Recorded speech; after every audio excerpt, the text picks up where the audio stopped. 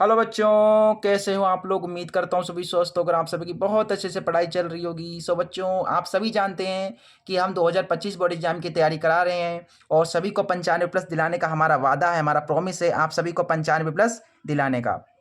इस सफ़र में हम 2024 के सेट्स को कर रहे हैं और हमने पिछली वीडियो में 2024 का सेट 5 HZ के ऑब्जेक्टिव्स आप सभी को कराए थे। ठीक है, ये ऑब्जेक्टिव्स हमने कराए थे। आज हम आपको ये जो क्वेश्चन इसके वर्णात्मक प्रश्न हैं 2, 4, 6 नंबर वाले, इन्हें हम कराने वाले हैं। ठीक है, ये जो क्वेश्चंस आप देख रहे हैं हम इन सभी को सॉल्व करेंगे और सारे क्वेश्चंस बहुत ही ज़्यादा इंपॉर्टेंट हैं। जो क्वेश्चन आपको आता हो उसे स्किप करके आगे नेक्स्ट क्वेश्चन देख लीजिएगा। मैं आपका टाइम वेस्ट नहीं करना चाहता हूँ। ठीक है, आपका 1 मिनट बहुत ज़्यादा मायने रखता है, आपका टाइम हमारे लिए बहुत ही ज़्यादा कीमती है। ठीक है, तो वीडियो को कर दो लाइक, क्योंकि बाद में आप भूल जाते हो, और चैनल को सब्सक्राइब कर देना। अपने फ्रेंड्स के पास इस वीडियो को शेयर जरूर कर देना। चलिए स्टार्ट करते हैं। बेटा, क्लास में बोर हम होने नहीं देंगे और आपको बोर होना भी नहीं है। ठीक है, बोर हो जाओगे तो काम नहीं चलेगा। चलिए, तो हमारा जो फर्स्ट क्वेश्चन है बेटा वो क्या कह रहा है। फर्स्ट क्वेश्चन कह रहा है कि अभाज्य गुणनखंड विधि द्वारा 2520 और 10530 का लासा और मासा हमें ज्ञात करना है। लासा बोले तो एलसीएम और मासा बोले तो एचसीएफ हमें निकालना है। बहुत बढ़िया क्वेश्चन, ये देखिए हमने उतार के रखा हुआ है कॉपी पे, देख लीजिए। चलिए बेटा, इसे सॉल्व करते हैं। सबसे पहले हमारे पास दो नंबर दिए गए हैं। पहला नंबर ये है, इस तरीके से हमारे पास दो संख्याएं हैं। तो हमारे पास जो पहली संख्या है बेटा वो है 2520 और एक और संख्या है हमारे पास 10530। ये दो संख्याएं हैं। हमें इन दोनों संख्याओं का निकालना है लासा और मासा। ये तो सभी को आता है कि नहीं आता है। लासा मासा तो सबको निकालना आता है, अगर नहीं आता तो देख लो। देखिए हमारे पास क्या है, पहली संख्या है, तो सबसे पहले जो संख्या हमें दी गई है उसका करना है आपको गुणनखंड। क्या करना है बेटा, फैक्टर करना है, गुणनखंड करना है। बताइए ये किससे कटेगा। ये तुम्हारा जाएगा 2 से भी कट सकता है, 5 से भी कट सकता है। चलिए 5 से काट देते हैं, तो ये हो जाएगा 55 25। और यहाँ पर आप दो संख्याएं काट रहे हो तो आपको 0 बढ़ाना पड़ेगा, फिर 5 चौके 20। फिर से इसे जो है आप काट सकते हैं 2 से, 2 दूना 4, 2 पंचे 10, 2 दूना 4। अब फिर इसे 2 से काटिए, 2 एकम 2, 2 दूना 4, 2 छंग 12। 2 से काटिए, 2 छंग 12, 2 तियाँ 6। 3 से काट सकते हैं, 3 3 दूना 6, 3 एकम 3, 3 सते 21 और 7 एकम 7। ये हमारा जो है गुणनखंड हमें मिल गया है 2520। इसका गुणनखंड आया 5 गुना 5 गुना 2 गुना 2 गुना 2 गुना 3 गुना 3 गुना 7। ये हमें गुणनखंड मिल गया है। इसका भी हमें गुणनखंड करना पड़ेगा जैसे हमने इसका किया है। हमारे पास संख्या है 10,5,3,0। देखिए ये आप 2 से सबसे पहले काटिए, 2 पंचे 10 और 2 दूना 4, फिर 2 छंग 12, फिर 2 पंचे 10।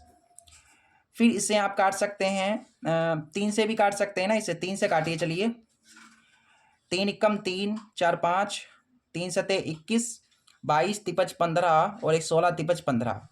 फिर इसे 3 से काटिए, तिपच 15, 16 17 2 बचे, 3 अट्ठे 24 और एक 25 तिपच 15। फिर से 3 से काटिए, 3 एकम 3, 4 5, फिर हो जाएंगे 28, 3 नेम 27 तिपच 15। अब इसे 5 से काट सकते हैं आप। ठीक है, वैसे 3 से और भी कट जाएगा एक बार। ये देखो, तिछाक 18 और एक 19 तिपच 15। अब इसे किससे काटेंगे, 5 से काटेंगे। 5 एकम 5, 5 तिया 15, फिर ये 13 से कट जाएगा।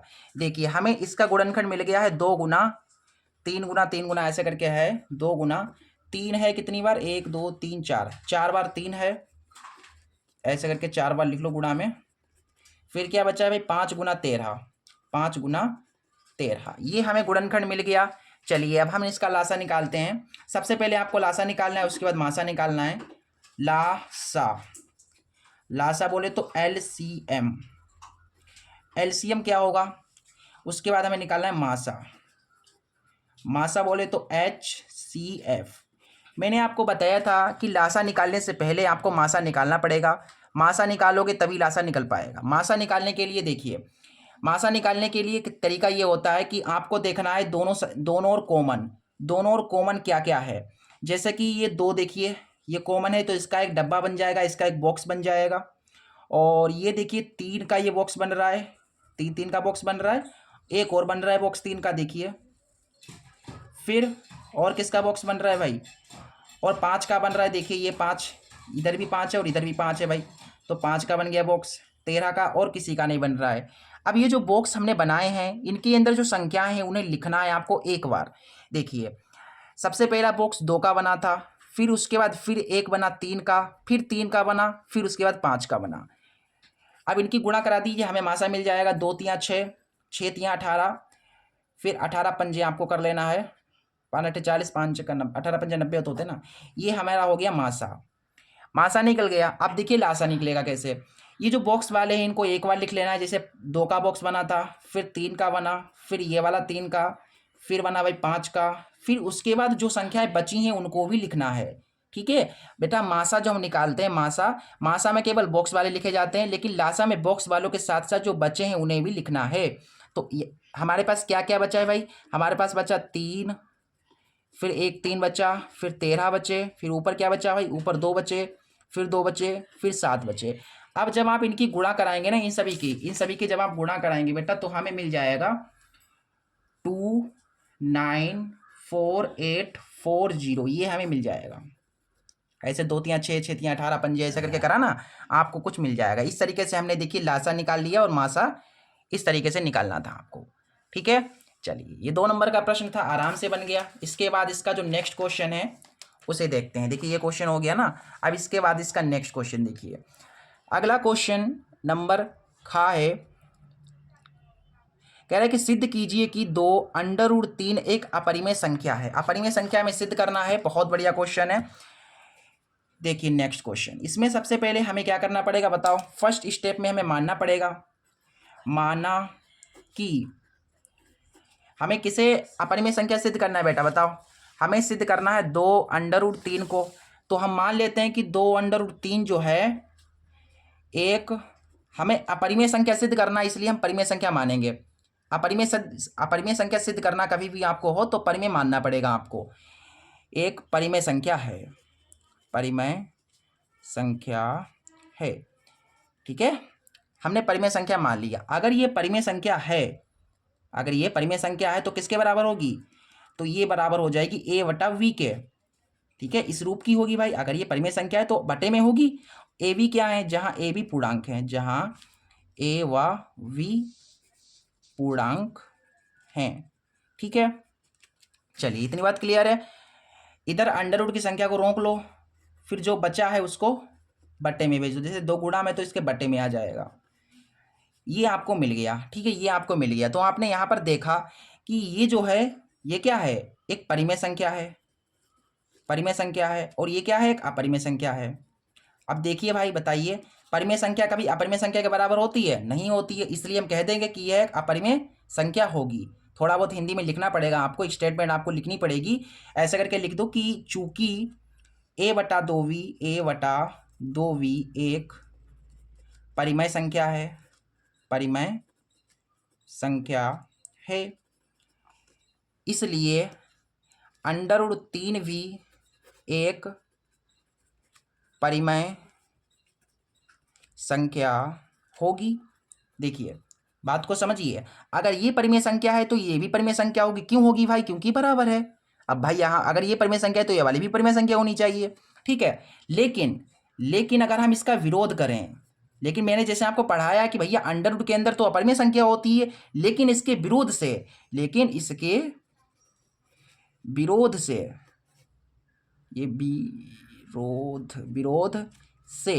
लेकिन इसकी विरोधाभास से क्या कह सकते हैं कि √3 जो है एक √3 एक अपरिमेय संख्या है, अपरिमेय संख्या है। भाई हमने बताया है आपको, इस अगर हम यहाँ पर देखें ये परिमेय संख्या है तो ये भी परिमेय संख्या होगी, लेकिन अगर हम इसका विरोध कर दें तो यह एक अपरिमेय संख्या है। इसलिए हम यह कह सकते हैं, अतः अगर √3 क्या हो गई, √3 एक अपरिमेय संख्या सिद्ध हो गई। अगर √3 एक अपरिमेय संख्या है तो यह वाली भी एक अपरिमेय संख्या होगी, जो हो जाएगी। क्यों हो जाएगी भाई, क्योंकि √3 अपरिमेय संख्या है और ये यहाँ पर भी मिल रहा है कि नहीं, तो ये पूरी की पूरी अपरिमेय संख्या हो जाएगी। अतः 2√3 भी एक अपरिमेय संख्या होगी। इस तरीके से आपको सिद्ध करना था, सिंपल था, आराम से हो गया। अगला क्वेश्चन देखिए। अगला क्वेश्चन कह रहा है, ठीक है, ये 2 नंबर का प्रश्न है। कह रहा है कि यदि कोई रेखा त्रिभुज एबीसी की भुजाओं एवी तथा एसी को क्रमशः डी तथा ई पर प्रतिच्छेद करे तथा भुजा वीसी के समांतर हो, तो सिद्ध कीजिए कि एडी बटा एबी बराबर एई बटा एसी होगा। एक त्रिभुज एबीसी इसमें बनाना है और एबी एसी भुजाओं, अच्छा इस तरीके से देखिए यहाँ पर चित्र सबसे पहले बना लेते हैं, उसके बाद हम इसे सॉल्व कर देंगे। बहुत ही सिंपल क्वेश्चन है, बहुत ईजी क्वेश्चन है। देखिए यहाँ पर सबसे पहले एक त्रिभुज आपको बना लेना है, जैसा कि इन्होंने कहा भी है भाई एक त्रिभुज एबीसी है, तो एक त्रिभुज एबीसी हम बना लेते हैं। ठीक, ये ए मान लो इसको, यहाँ पर बी मान लो और यहाँ पर मान लो सी। ठीक, एबीसी बना लिया।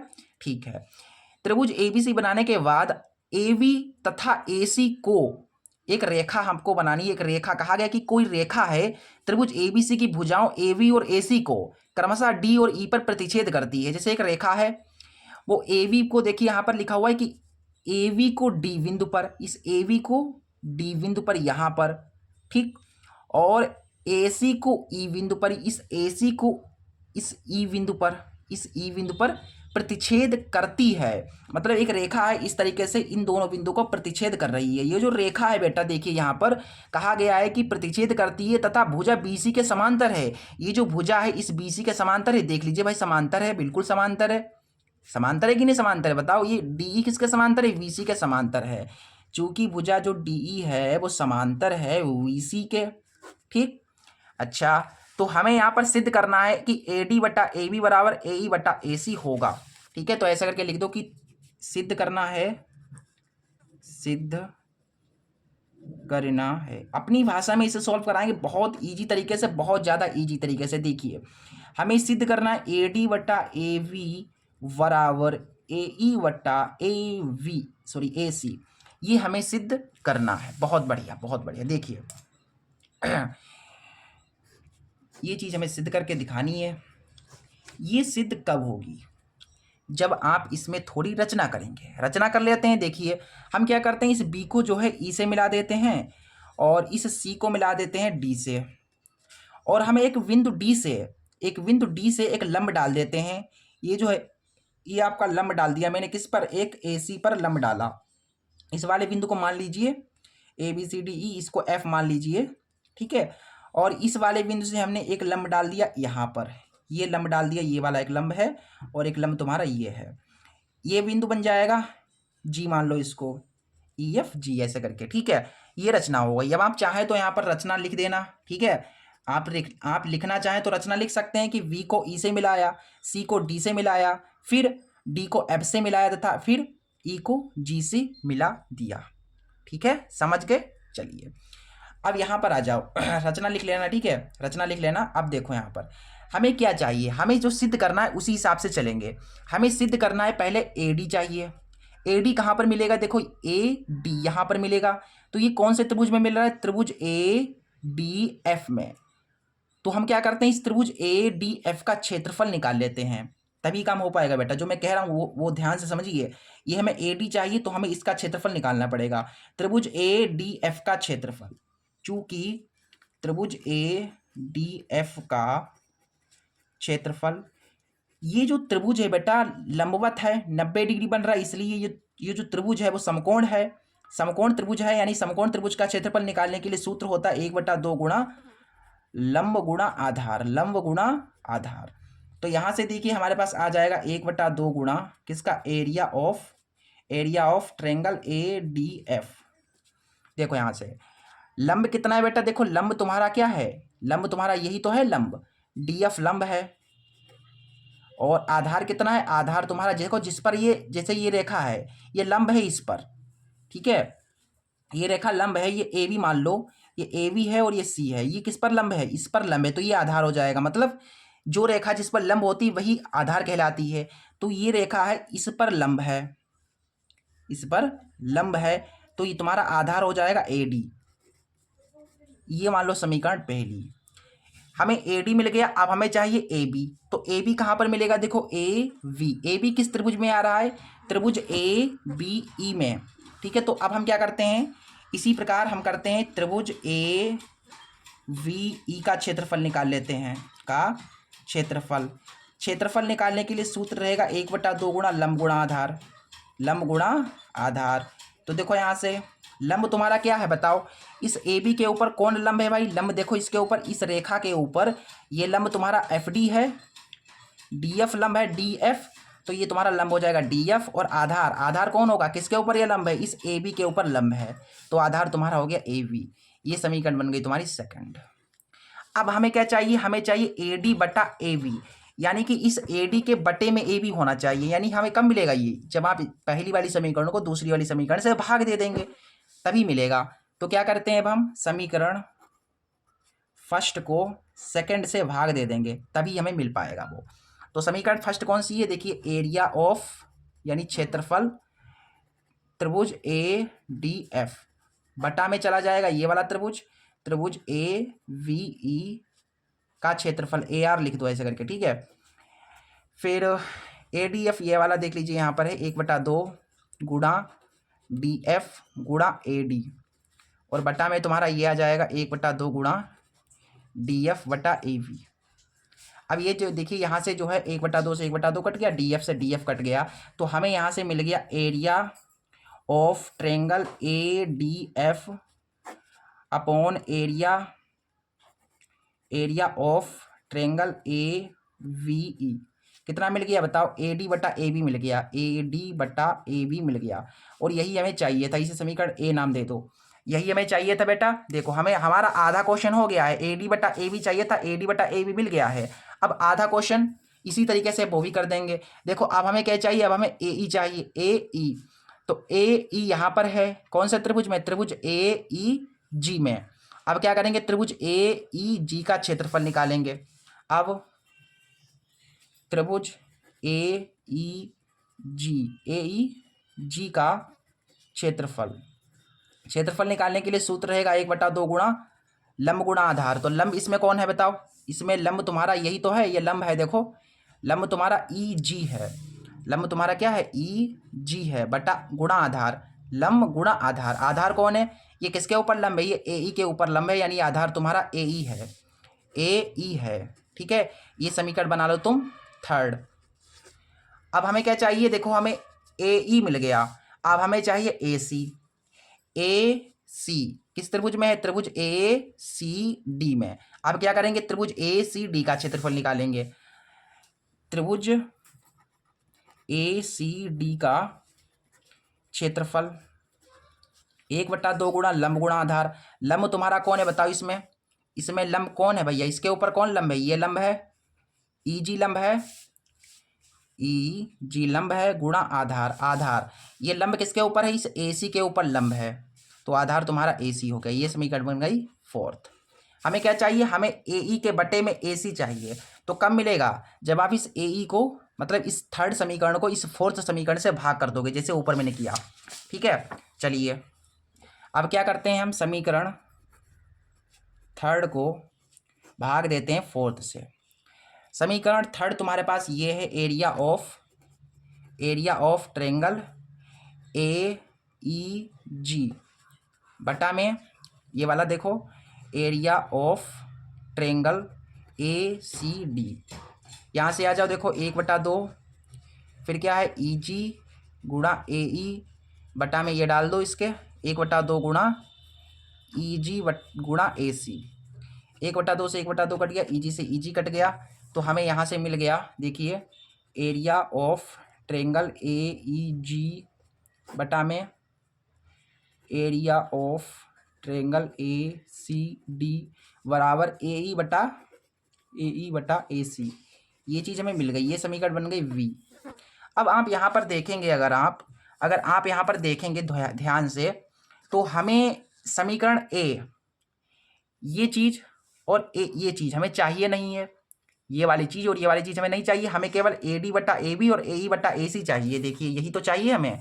तो इसको हटाने के लिए हमारे पास एक जुगाड़ है, देखिए ये कॉन्सेप्ट है, एक जुगाड़ कह सकते हो, कुछ भी कह सकते हो अपनी भाषा में। यहाँ पर जो तुम्हारा एरिया ऑफ एईजी है, यहाँ पर देखो मैं चित्र से समझा दे रहा हूँ तुमको। देखो यहाँ पर ये जो तुमको एरिया दिख रहा है यहाँ का, ये जो एरिया दिख रहा है इस त्रिभुज का, त्रिभुज ए डी एफ का, ये जो एरिया है वो इस वाले एरिया के बिल्कुल बराबर है। यानी कि त्रिभुज ए डी एफ का जो क्षेत्रफल है वो बराबर होगा त्रिभुज ई जी के क्षेत्रफल के, मतलब इस तरीके से बराबर है। और ये वाला पूरा का पूरा इस वाले क्षेत्रफल के बराबर है। ऐसे समझ लो कि यहाँ का जो एरिया एडीएफ है वो किसके बराबर है, वो किसके बराबर है, एरिया ऑफ एईजी। और जो एवीई है वो एसीडी के बराबर है। तो ऐसे करके लिख देंगे चूंकि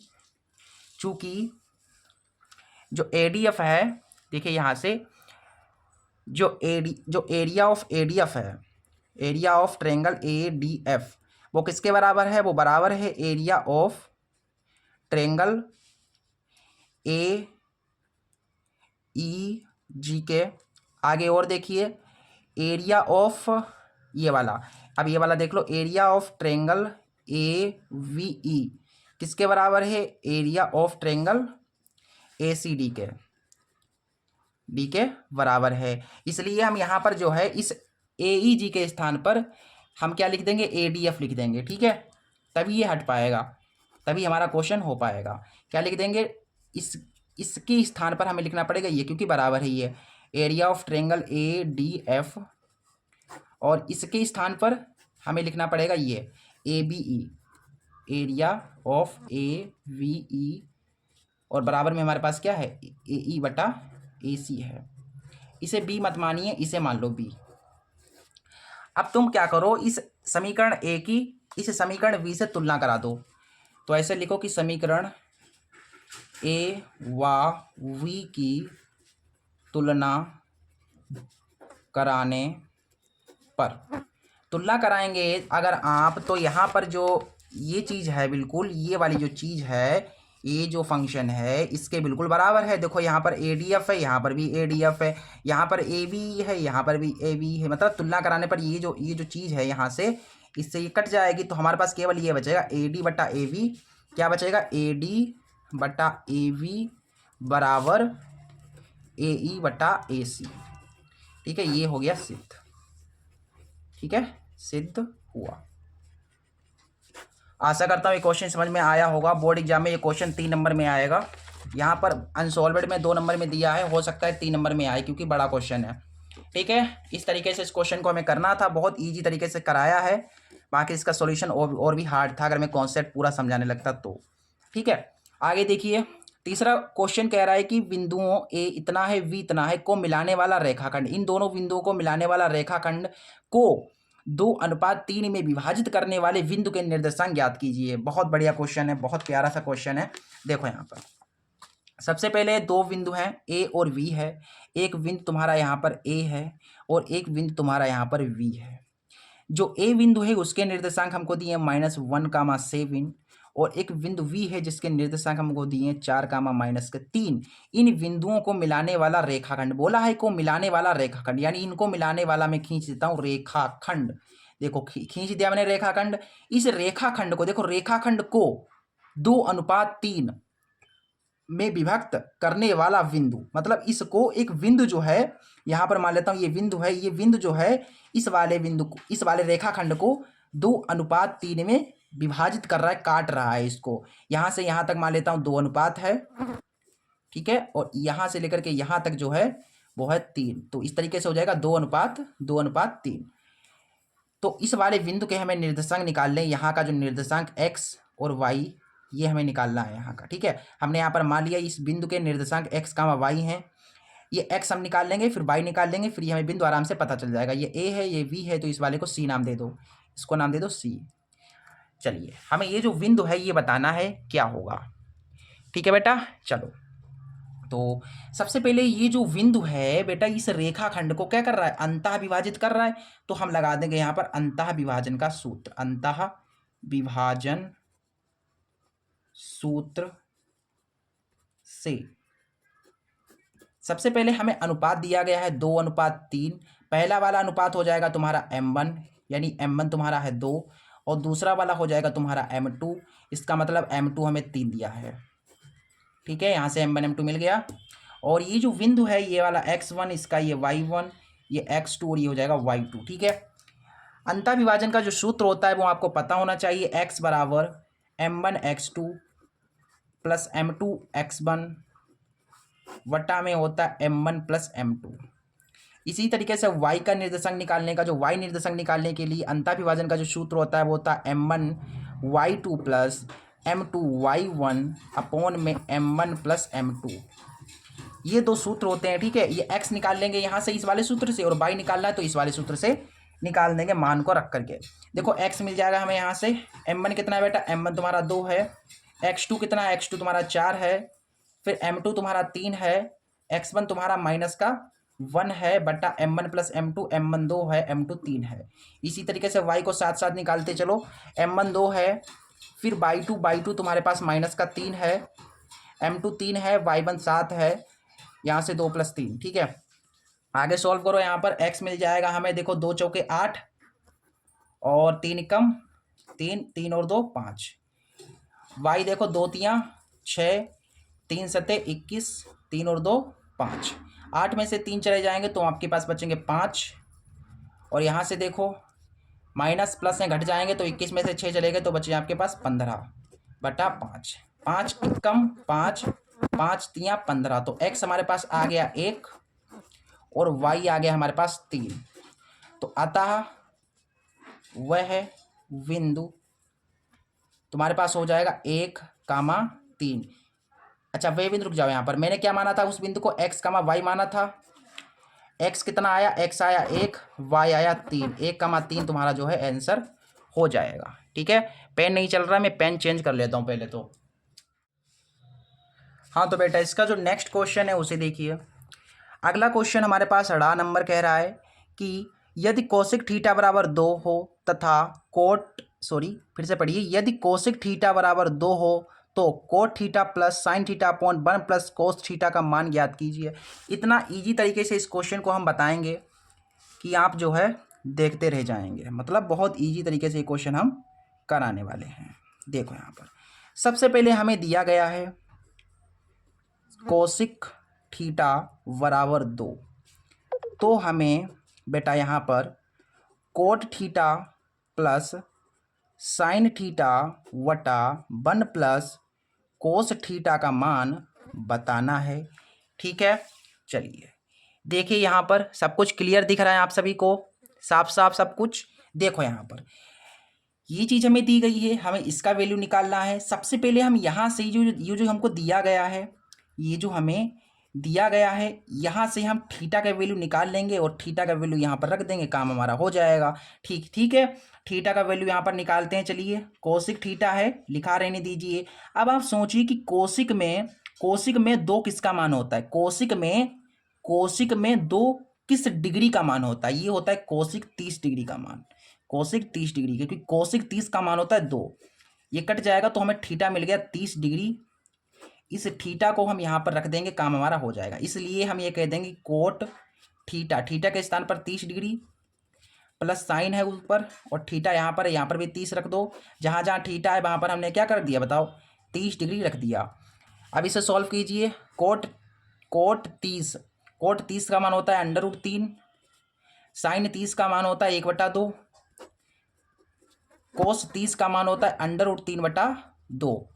यहाँ पर सॉल्व करेंगे अगर आप तो हमें मिलेगा √3 प्लस 1/2, 2 एक कम 2, क्योंकि बट्टे में कुछ नहीं तो 1, इसकी गुणा इधर ऐसे करके करा देंगे।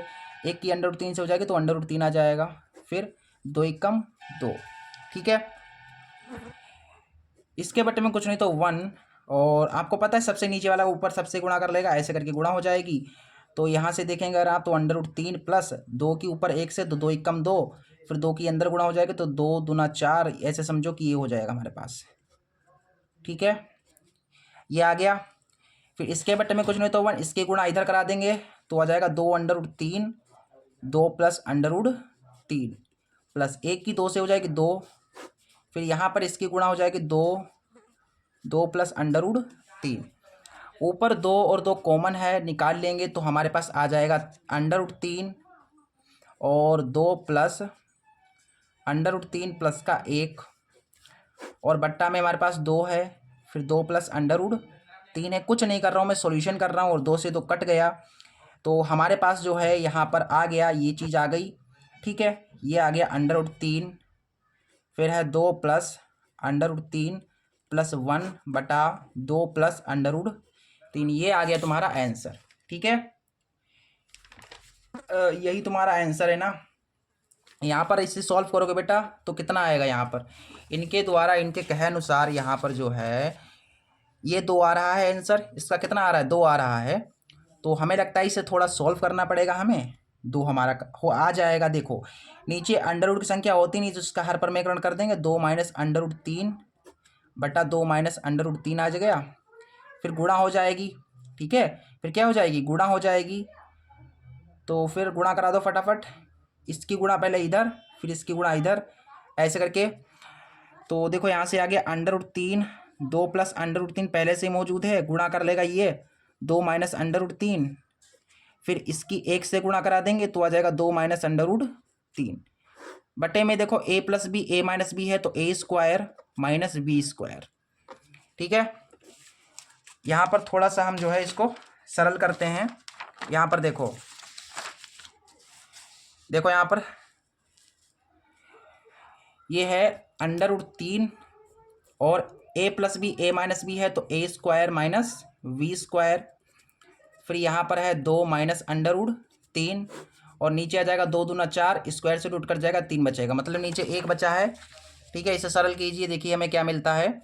अंडर रूट 3 है, 2 दूना 4, मतलब यहाँ से भी तुम्हारे पास अंडर रूट 3 ही आ जाएगा, फिर प्लस का 2 माइनस का अंडर रूट 3 और बटा में कुछ नहीं तो 1।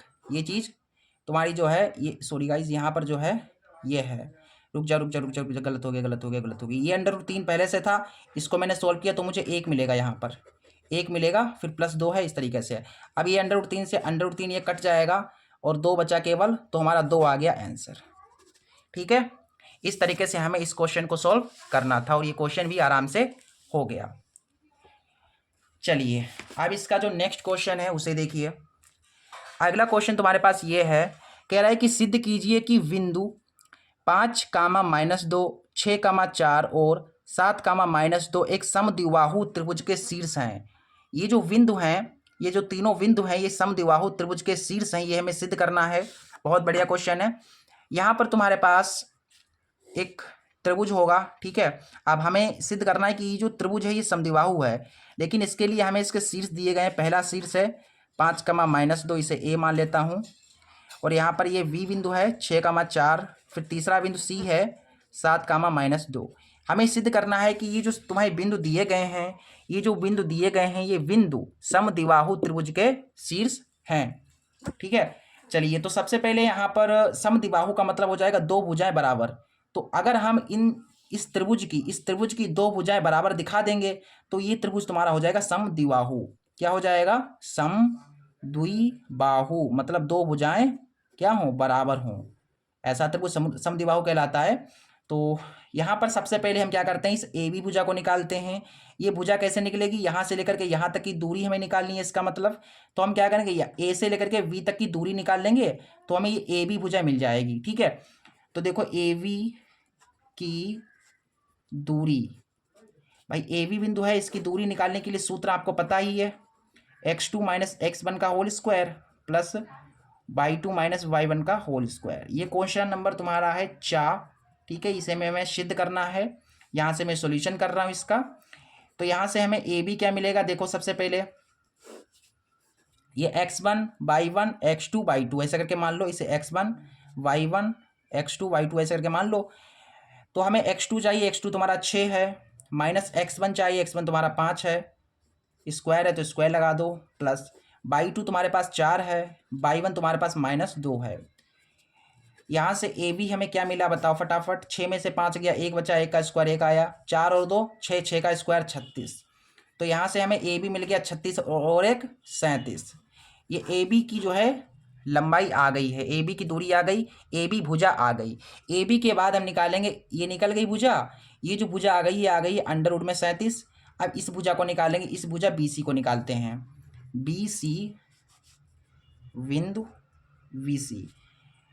तो बी हमारे पास कौन सा बिंदु है, बी है 6,4 और सी बिंदु है तुम्हारे पास 7,-2। यहाँ ये x1 है, ये y1 है और ये x2 है और ये y2 है। दूरी निकालनी है ना, VC की दूरी निकालनी है। देखो यहाँ से VC की दूरी सूत्र का प्रयोग करिए। यहाँ पर x2 - x1 होता है। x2 तुम्हारे पास 7 है माइनस x1, ठीक, प्लस y2 - y1। ये तो सिंपल सी चीज़ है, आपको पता होनी चाहिए। 7 में से 6 का 1 बचा, 1 का स्क्वायर 1 करें हो जाएगा 4 और 2 6, 6 का स्क्वायर 36, 36 और 1 37 हो गया। तो ये देखिए हमारे पास ये वाली भुजा भी अंडर रूट में 37 आ गई। दो भुजा बराबर आ गई, लेकिन ये भुजा बराबर नहीं आनी चाहिए, क्योंकि ये आ गई तो फिर नहीं हो पाएगा। वैसे तो बराबर नहीं आएगी, टेंशन मत लो। हमें क्या निकाला, ए बी निकल गया, बी सी निकल गया। अब हम निकालते हैं सी ए बिंदु तुम्हारे पास है सी कितना है बेटा, सी तुम्हारे पास है, सी है तुम्हारे पास 7,-2, 7,-2 और ए तुम्हारे पास है 5,-2, 5,-2। चलिए यहाँ से दूरी निकालते हैं। तो वही सूत्र है भाई, x2 - x1। x2 तुम्हारे पास 5 है, ये x1 है और ये y1 है, ये x2 और ये y2 है। x2 - x1 का whole square plus y2 - y1 ये हो जाएगा प्लस का, ठीक। 5 में 7 गया, 2 बचा, 2 का स्क्वायर 4 हो जाएगा। ये 0 मतलब यहाँ पर आए तो 4 का वर्गमूल 2। देखिए ये बराबर नहीं आया। यहाँ पर देख लीजिए दो भुजाएं बराबर आ गई, ये वाली भुजा और ये वाली भुजा बराबर आ गई, लेकिन ये तीसरी भुजा बराबर नहीं आई। अतः ये शीर्ष ऐसा करके लिख देना कि अतः ये बिंदु, अतः ऐसा करके लिखना। क्या लिखना भाई, ऐसा करके लिख देना, बता रहा हूँ मैं तुमको। अतः बिंदु ये और ये समद्विबाहु त्रिभुज के शीर्ष हैं। इतनी लाइन आपको लिख देनी है बस। ये क्वेश्चन भी आराम से बन गया। इसके बाद इसका नेक्स्ट क्वेश्चन क्या है वो देखते हैं। देखिए बेटा अगला क्वेश्चन हमारा है 22वें का 4 नंबर का प्रश्न है। कह रहा है कि दिखाइए कि रेखिक समीकरण 3x - y = 2 तथा 9x - 3y = 6 के अनेक हल होंगे। ये हमें दिखाना है। देखिए यहाँ पर हमारे पास दो रेखिक समीकरणें दी गई हैं। सबसे पहले तो एक रेखिक समीकरण है 3x - y = 2, ये पहली रेखिक समीकरण है तो पहली समीकरण मान लेते हैं। अगली रेखिक समीकरण है 9x - 3y = 6, इस समीकरण को मान लेते हैं हम दूसरी। हमें दिखाना है कि इसके अनेक हल हैं। ये जो समीकरण हैं इसके अनेक हल हैं, ये हमें दिखाना है, ठीक है। तो यहाँ पर तुम जो है समीकरण जो पहली तुम्हारे पास है, समीकरण पहली की तुलना कर दो तुम a1x + b1y + c1 = 0 से, ठीक है। इससे कर दो, से करने पर तो यहाँ से जब तुम तुलना करोगे तो तुम्हें यहाँ से ये a1 मिल जाएगा, ये b1 हो जाएगा और ये हो जाएगा c1। तो a1 तुम्हारे पास आ गया, देखिए 3, a1 कितना आ गया, 3 आ गया। और v1 तुम्हारे पास आ गया, इसका गुणांक कुछ नहीं तो -1 मतलब 1 होगा, तो यहाँ से b1 आ गया -1 और जो c1 आ गया वो आ गया है 2, ठीक है। इसके बाद यहाँ से देखिए इस वाले समीकरण की तुलना कर दीजिए। समीकरण सेकंड की तुलना, समीकरण सेकंड की तुलना देखो यहाँ पर a1 माना था, अब की बार a2 कर देंगे, v2 कर देंगे और यहाँ से c2 = 0 से करने पर तो यहाँ से a2 तुम्हारे पास आ गया 9, a2 तुम्हारे पास आ जाएगा 9, ठीक है। b2 तुम्हारे पास आ जाएगा -3 और c2 तुम्हारे पास आ जाएगा बेटा 6, ठीक है। चलिए हमें दिखाना है कि अनेक हल हैं, तो अनेक हल होने के लिए हमें जो है ये अनुपात जो आए हैं हमारे पास, ये जो मतलब गुणांक आए हैं, इनको अनुपातों में व्यक्त करना पड़ेगा। तो क्या करते हैं कि इन मानों को, ये जो मान हमारे पास आए हैं, मानों को अनुपातों में रखने पर, भाई रखते हैं इन्हें अनुपातों में। 3 के ऐसे करके देखो a1/a2, ठीक है, और b1/v2 और बराबर c1/c2। देखिए यहाँ पर a1 तुम्हारे पास कितना है, 3 है और a2 तुम्हारे पास 9 है। यहाँ पर देखिए ये जो हमने बनाए हैं ना ये अनुपात, ये जो अनुपात हमने बनाए हैं ये बता कंडीशन क्या होती है कि अगर ये सभी बराबर हैं, जैसे ये भी बराबर है, ये भी बराबर है और ये भी बराबर है, ठीक है, अगर ये सभी बराबर हैं तो इसके होते हैं बेटा अनेक हल। क्या होते हैं? अनेक हल। अनेक हल होने की कंडीशन ये होती है, अगर ये अनुपात, अगर हमने इन मानों को इसमें रखा और ये बराबर आ गए, सभी अनुपात बराबर आ गए, तो अनेक हल हमारे सिद्ध हो जाएंगे, क्योंकि अनेक हल होने की कंडीशन ये होती है।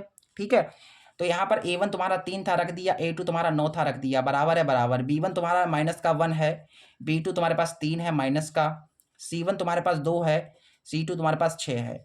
3 कम 3, 3 तियाँ 9, माइनस माइनस कट गया, 2 कम 2, 2 तियाँ 6। तो देखो यहाँ पर तुम्हारा आ गया 1/3, बराबर में 1/3, बराबर में 1/3, देख लीजिए सभी बराबर आ गए। तो अतः सिद्ध हुआ, सिद्ध हुआ कि ये इन दोनों रेखाओं के अनेक हल होंगे। हमें कुछ नहीं करना था बेटा, इनके अनुपातों को बराबर दिखाना था। अनुपातों को हमने बराबर दिखा दिया तो हमारा अनेक हल सिद्ध हो गया। ठीक है, क्वेश्चन नंबर इसका अगला कह रहा है कि भूमि के एक किसी बिंदु P से एक 10 मीटर ऊंचे भवन के शिखर का उन्नयन कोण 30 डिग्री है। भवन के शिखर पर एक ध्वज है, ध्वज के शिखर पर का P से उन्नयन कोण 45 डिग्री है, तो ध्वज खंड की लंबाई ज्ञात करनी है। बहुत अच्छा क्वेश्चन है, आसान सा क्वेश्चन है। कह रहा है कि एक भूमि है, सबसे पहले तो भाई भूमि है, भूमि पर एक बिंदु है P, इस बार ये मान लेता हूँ P बिंदु है, P से एक 10 मीटर ऊंचा भवन। अच्छा, एक भवन है बेटा, ये भवन है यहाँ पर, ये कितना मीटर ऊंचा है? ये 10 मीटर ऊंचा भवन है, ये 10 मीटर ऊंचा भवन है। 10 मीटर ऊंचे भवन के शिखर का उन्नयन कोण, मतलब यहाँ से लेकर के इस बिंदु से इस भवन के शिखर का उन्नयन कोण हमें दिया गया है 30 डिग्री। भवन के शिखर पर एक ध्वज है, मतलब भवन के शिखर पर एक झंडा लगा हुआ, इस तरीके से मान लेता हूँ, ये तुम्हारा जो है झंडा लगा हुआ, इस तरीके से ये झंडा लगा हुआ है तुम्हारा। ठीक है, ये झंडा लगा हुआ है। फिर बताया गया है कि ध्वज के शिखर का, ये जो ध्वज है इसका शिखर ये है, P से उन्नयन कोण, मतलब इस ध्वज के शिखर से इस P तक के जो कोण बनेगा, इस ध्वज के शिखर से इस बिंदु P का जो कोण है वो है 45 डिग्री, 45 डिग्री कोण है। तो हमें ध्वज खंड की लंबाई बतानी है, मतलब यहाँ से लेकर के यहाँ तक ये जो ध्वज खंड है ये कितना मीटर लंबा होगा। इसे A मान लेते हैं, इसे B मान लेते हैं, इसे C मान लेते हैं, इसे ये तो P है ही तुम्हारा। चलो सबसे पहले हमें निकालना है क्या भाई, क्वेश्चन कहाँ पर है? क्वेश्चन नंबर 22 में का खा है। ठीक है, क्वेश्चन पहले लिख ले, मैं जो है क्वेश्चन लिखना ही भूल जाता हूँ यार, ये प्रॉब्लम है मेरी। देखो यहाँ पर हमें क्या निकालना है? सबसे पहले हमें निकालना है ध्वज खंड की लंबाई। ध्वज खंड की लंबाई यानी कि AB हमें बताना है बेटा, AB हमें बताना है। देखिए तो ये कैसे निकलेगा? सबसे पहले मैंने आपको बताया था कि इस प्रकार के क्वेश्चंस को करने के लिए आपको सबसे छोटा वाला त्रिभुज लेना है। सबसे छोटा त्रिभुज तुम्हारा BPC है, तो इस वाले त्रिभुज में, चलो त्रिभुज BPC में, इस त्रिभुज में आप टेन थीटा ले लीजिए। टेन थीटा बराबर आप सभी को पता होता है लंब बटा आधार। टेन थीटा तुम्हारा यहाँ पर 30 डिग्री है, लंब तुम्हारा 10 है, आधार तुम्हारा PC है। टेन 30 का वैल्यू होता है 1/√3 और 10/PC। PC की गुणा 1 से हो जाएगी PC आ जाएगा, इधर गुणा हो जाएगी 10√3 मीटर, ये आ गया तुम्हारे पास PC। यहाँ से लेकर के यहाँ तक की दूरी है 10√3 मीटर। ठीक है, चलिए अब बड़े वाले त्रिभुज में चलिए, त्रिभुज APC में, त्रिभुज ऐसे लो, अब त्रिभुज APC में, इस वाले त्रिभुज में भी आप टेन थीटा लीजिए। टेन थीटा बराबर आप सभी को पता होता है लंब बटा आधार। इसका थीटा कितना है बेटा? इसका थीटा 45 डिग्री है, बराबर लंब। इसका लंब जो है तुम्हारे पास ये है पूरा का पूरा, ये जो त्रिभुज है पूरा मैंने लिया है, तो इसका जो लंब होगा वो होगा AV प्लस BC, क्योंकि ये पूरा का पूरा लंब है बेटा, ये पूरा है लंब। ठीक है, यानी AB को इस BC को, जब हम इस AB और इस BC को जोड़ देंगे तो हमें ये पूरा का पूरा मिल जाएगा, यानी AB प्लस BC हमें करना पड़ेगा। लंब निकालने के लिए AB प्लस BC करना पड़ेगा। आधार में तुम्हारे पास PC जो कि ये है 10√3। टेन 45 का वैल्यू 1 होता है। AV निकालना है, BC तुम्हारे पास 10 है, BC तुम्हारे पास कितना है? 10 है, और ये 10√3 चल रहा है, बट्टे में कुछ नहीं तो 1, इसकी गुणा इधर हो जाएगी तो आ जाएगा AV प्लस 10 इसकी गुणा इधर तो 10 अंडर रूट, यहाँ से देखिए ए बी बराबर आ गया 10 अंडर रूट 3 प्लस का 10 इधर आएगा माइनस का 10 हो जाएगा। कॉमन ले लीजिए, यहाँ पर 10 कॉमन है, अंडर रूट 3 माइनस का 1 मीटर, ये तुम्हारा आ गया आंसर। ठीक है, समझ में आ गया? बहुत आसान सा क्वेश्चन था, आराम से बन गया। तो लिख दो कि अतः ध्वज की लंबाई 10 into 10 into root 3 minus 1 metre होगी। ठीक है, ये हो गया आंसर। ठीक है, बहुत आसान था, इजी क्वेश्चन था, आराम से हमने कर लिया। बताओ यहाँ तक कोई प्रॉब्लम है? किसी भी क्वेश्चन में कोई भी डाउट हो कमेंट कीजिए। ठीक है, कमेंट नहीं करेंगे हमें कैसे पता चलेगा? ठीक है, तो उस क्वेश्चन को हम स्पेशली आपको समझा देंगे। वैसे तो मैं सभी क्वेश्चंस बहुत इजी तरीके से करा रहा हूँ, बहुत ज़्यादा इजी तरीके से। आप अगर कहीं पर भी सर्च करेंगे ना, जाकर के कहीं पर भी किसी भी टीचर से पढ़ लेंगे, इतना सरल नहीं बताएगा। ठीक है, याद रखिएगा। अगला क्वेश्चन कह रहा है कि 2 अंकों से बनी किसी संख्या के अंकों का योग 9 है। ठीक है, यदि संख्या के अंकों को पलट दिया जाए तो नई संख्या मूल संख्या से 27 अधिक है, संख्या ज्ञात करनी है। बहुत बढ़िया क्वेश्चन, यह क्वेश्चन बहुत मस्त है। देखो यहाँ पर गा नंबर है 22वें का गा नंबर, यहाँ पर 2 अंकों की संख्या है। ठीक है, तो भाई 2 अंकों की संख्या जो होगी उसमें इकाई का अंक भी होगा और दहाई का अंक। जैसे 2 अंकों की संख्या हमारे पास 18 है, तो इसमें देखो इकाई का अंक भी और दहाई का अंक भी है। मतलब हमें जो है अगर 2 अंकों की संख्या निकालनी है तो उसमें इकाई का अंक और दहाई का अंक पता होना चाहिए। तो हम यहाँ पर क्या करते हैं, मान लेते हैं कि माना 2 अंकों की संख्या का जो इकाई अंक है ये, ठीक है, इकाई अंक को मैं मान लेता हूं x तथा दहाई का जो अंक है वो मैं मान लेता हूं y। इकाई अंक x से दहाई अंक y है। आगे बताया गया इसमें पहली जो कंडीशन है, ठीक है, अभी थोड़ा और मैं समझा देता हूं आपको। हमने इकाई का अंक x माना, दहाई का अंक y माना, इस तरीके से हम संख्या को निकाल सकते हैं। यहाँ पर जो हमारी संख्या आ गई है, जो संख्या आ गई वो क्या आ गई है, संख्या 2 अंकों की है, यानी कि सबसे छोटी संख्या 10, और इकाई का अंक x माना है, यानी कि इसको बाद में रखना पड़ेगा। देखिए यहाँ पर इकाई आ गया, इकाई x और दहाई, इकाई दहाई, ऐसे करके ये आ गया तुम्हारे पास संख्या। यहाँ पर x और y का मान निकाल लेंगे, फिर इसमें रख देंगे, हमें संख्या मिल जाएगी। पहली कंडीशन में कहा गया है कि 2 अंकों से बनी किसी संख्या के अंकों का योग 9 है। पहली कंडीशन है, पहली शर्त में अंकों का योग 9, यानी कि अंक तुम्हारे पास x और y हैं, इनका जो योग है वो 9 है, यानी इन्हें जोड़ दोगे तो 9 मिल जाएगा। ये समीकरण हो गई तुम्हारे पास पहली। ठीक, इसे a मान लीजिए। ठीक है, इस तरीके से आगे जो सेकंड कंडीशन है, अगली जो कंडीशन है ऐसे लिखो कि दूसरी शर्त में कहा गया है कि यदि संख्या के अंकों को पलट दिया जाए, यानी ये संख्या है इसके अंकों को पलट दो भाई, ये जो अंक है इसके ने पलट दो, y के स्थान पर x कर दो और x के स्थान पर y कर दो। पलट दिया मैंने, अब पलट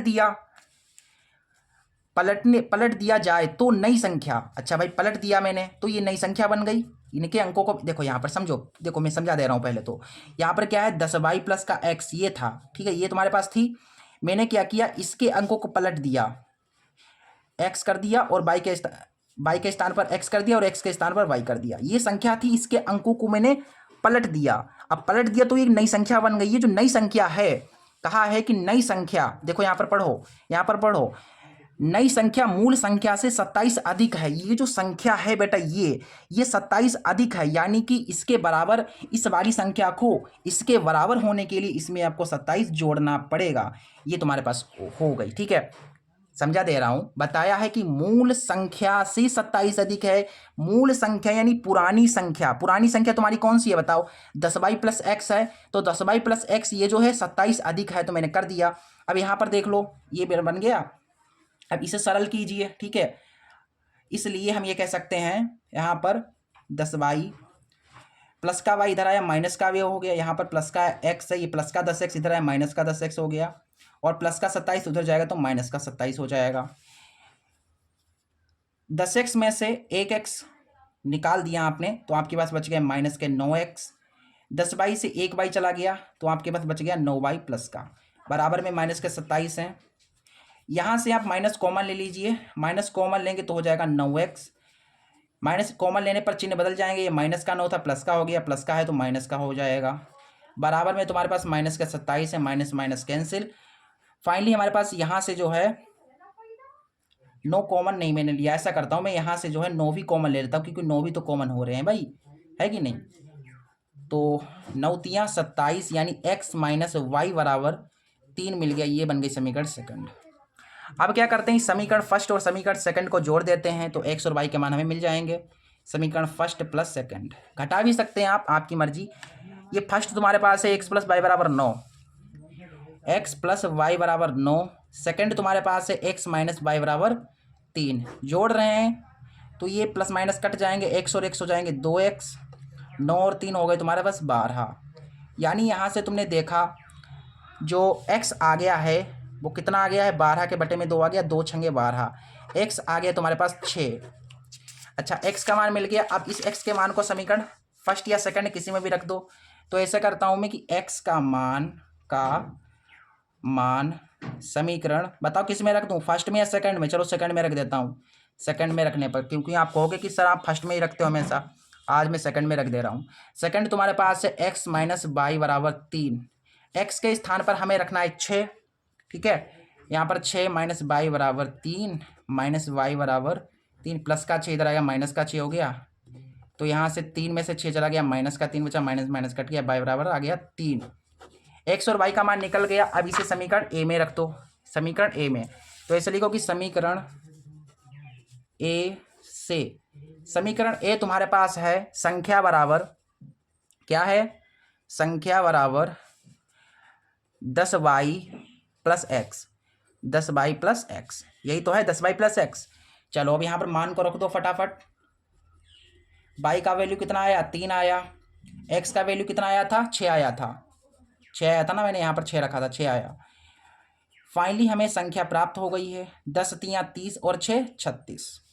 तो हमारी जो संख्या होगी वो 36 होगी, क्योंकि इन्हें आप जोड़िए इनके अंकों को, तो 9 आ रहा है, 6 3 9, इस तरीके से, ठीक है, संख्या निकल गई। इस तरीके से आपको इसे करना था, ठीक है। अगला क्वेश्चन देखिए, इसका नेक्स्ट क्वेश्चन, अगला क्वेश्चन कह रहा है कि दिए गए चित्र में यदि ए बी बराबर ए सी है तो सिद्ध कीजिए कि बी ई बराबर ई सी होगा। ये हमें चित्र दिया गया है, ठीक है, ये हमें चित्र दिया गया है। चलिए इसे करते हैं। यहाँ पर ये जो चित्र हमें दिया गया है, ये जो हमें चित्र दिया गया है, सबसे पहले इसे उतार लेते हैं। देखो यहाँ से, यहाँ पर देखिए एक वृत्त है, एक वृत्त है, ठीक है। इस वृत्त में कुछ इस तरीके से जो है स्पर्श रेखा इन्होंने डाली हैं, देखिए ऐसे करके, ये इस तरीके से जो है। फिर यहाँ ए है, यहाँ पर तुम्हारा सी है, यहाँ पर बिंदु एक एफ है, और यहाँ पर एक बिंदु है जो कि डी है, यहाँ का वी है और यहाँ का ई है, ठीक। तो हमें और एक चीज़ दी गई है, यहाँ पर दिया है ए बी बराबर ए सी, ए बी जो है वो ए सी के बराबर इन्होंने बताया है। देखिए ए बी बराबर ए सी है, तो हमें यहाँ पर बी ई बराबर ई सी सिद्ध करना है, ठीक है। तो सिद्ध करो, या करना है कि वी ई जो है वो बराबर होगी ई सी के, ए बी ए सी के बराबर है, यानी जो ए वी है इस ए सी के बराबर है, तो हमें ये जो वी ई है इस ई सी के बराबर दिखाना है, ठीक। चलो तो ये चीज़ करने के लिए सबसे पहले हम आपको प्रमेय, ठीक है, प्रमेय 10.2 से, आप प्रमेय 10.2 को तो जानते ही होंगे, पता है ना। प्रमेय 10.2 कहती है कि किसी वृत्त के बाहरी बिंदु से, जैसे ये वृत्त है इसका बाहरी बिंदु ये है, इस बिंदु से आपने स्पर्श रेखा ये खींची और एक स्पर्श रेखा ये खींची, तो इन दोनों स्पर्श रेखाओं की लंबाई बराबर होती है, यानी कि जो वी होगा वो वी के बराबर होगा, वी जो होगा वो बराबर होगा वी के, ठीक। ये समीकरण पहली मान लो। फिर ये बाहरी बिंदु है, इसको पकड़ो, ये जो सी है वो बराबर है सी एफ के, सी बराबर है सी एफ के, ये समीकरण बन गई सेकंड। अब इस वाले बाहरी बिंदु को पकड़ लो, इस वाले को पकड़ोगे तो जो ए डी होगा वो बराबर हो जाएगा ए एफ के, ए डी बराबर है ए एफ के। अब क्या करते हैं, इन तीनों समीकरणों को क्या करेंगे, जोड़ देंगे। समीकरण first plus second plus third, तभी सिद्ध हो पाएगा बेटा। ठीक है, अब क्या करेंगे बताओ, जोड़ देंगे हम। देखिए जोड़े यहाँ पर फटाफट। फर्स्ट कौन सी है, ये जो फर्स्ट यहाँ से लेफ्ट वाले लेफ्ट साइड जुड़ जाएंगे और राइट वाले राइट साइड जुड़ जाएंगे। बात को समझिए, ये जो लेफ्ट वाला है, यहाँ का लेफ्ट और यहाँ का जो लेफ्ट है प्लस ये, इस तरीके से लेफ्ट वाले लेफ्ट साइड और राइट वाले राइट साइड, ऐसे करके C F plus A F.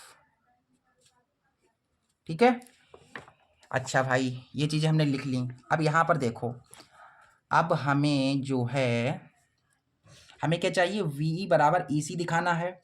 बाकी आप यहाँ पर देखें A D plus B D, ये देखिए A D plus B D, या ऐसा समझिए B D plus A D. देखो ये B D plus A D, ये क्या मिलेगा हमें, पूरा का पूरा इस बी डी को इस ए डी में जोड़ देंगे आप, तो आपको मिल जाएगा ए वी, यानी इसके स्थान पर हम ए वी लिख देंगे और हमारा यहाँ पर बचेगा सी ई। सी ई बोले तो ई सी, सी यानी ई सी। अब यहाँ पर आ जाओ, अब यहाँ पर आ जाओ, देखो ये बी है, सी एफ और ए एफ, देखो यहाँ पर सी एफ और ए एफ, इसको जोड़ेंगे तो हमें मिलेगा ए सी, ए सी। अब एक और चीज है भाई, देखो ध्यान से भाई, ध्यान से देखना, रुक जा रुक जा रुक जा रुक जा, हाँ ठीक है चलो ठीक है, ऐसे ही कर दो, कर रहा हूँ मैं।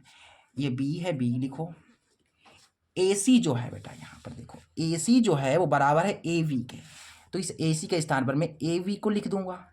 अब ये ए वी प्लस का है तो इधर आएगा माइनस का हो जाएगा, ये ए वी पहले से था, ये प्लस का ए वी इधर आएगा माइनस का ए वी हो गया, और ये प्लस का ई सी है और बराबर में तुम्हारे पास वी है, ये कट जाएगा तो यहाँ से हमें मिल गया ई सी बराबर वी। यही हमें सिद्ध करना था बेटा, ये तुम्हारा हो गया सिद्ध, सिद्ध हुआ। ठीक है, इस तरीके से हमें इस क्वेश्चन को करना था। आसान था, इजी था, बहुत इजी था, आराम से बन गया। इंपॉर्टेंट क्वेश्चन है, नोट करके लिख लो, पॉइंट टू बी नोटेड। अगला क्वेश्चन नंबर ड़ा कह रहा है, बहुत बढ़िया question, most important question, extremely important question, note करके लिख लो। यहाँ पर कह रहा है कि निम्नलिखित वारंवारता सारणी का माध्यक यदि 28.5 हो तो x और y के मान ज्ञात कीजिए, जबकि बारंबारता का योग 80 है। ये वर्ग अंतराल है और ये बारंबारता है। ठीक है, इस बारंबारता का योग हमें 80 दिया गया है और हमें x और y का मान निकालना है, और माध्यक भी हमें दिया गया है। देखिए बहुत बढ़िया क्वेश्चन है। ठीक है, ये आप अब तक का सबसे इंपॉर्टेंट क्वेश्चन है। क्वेश्चन नंबर ड़ा है, यहाँ पर सबसे पहले हमें एक वर्ग अंतराल दी गई है, वर्ग अंतराल है, और एक है भाई बारंबारता।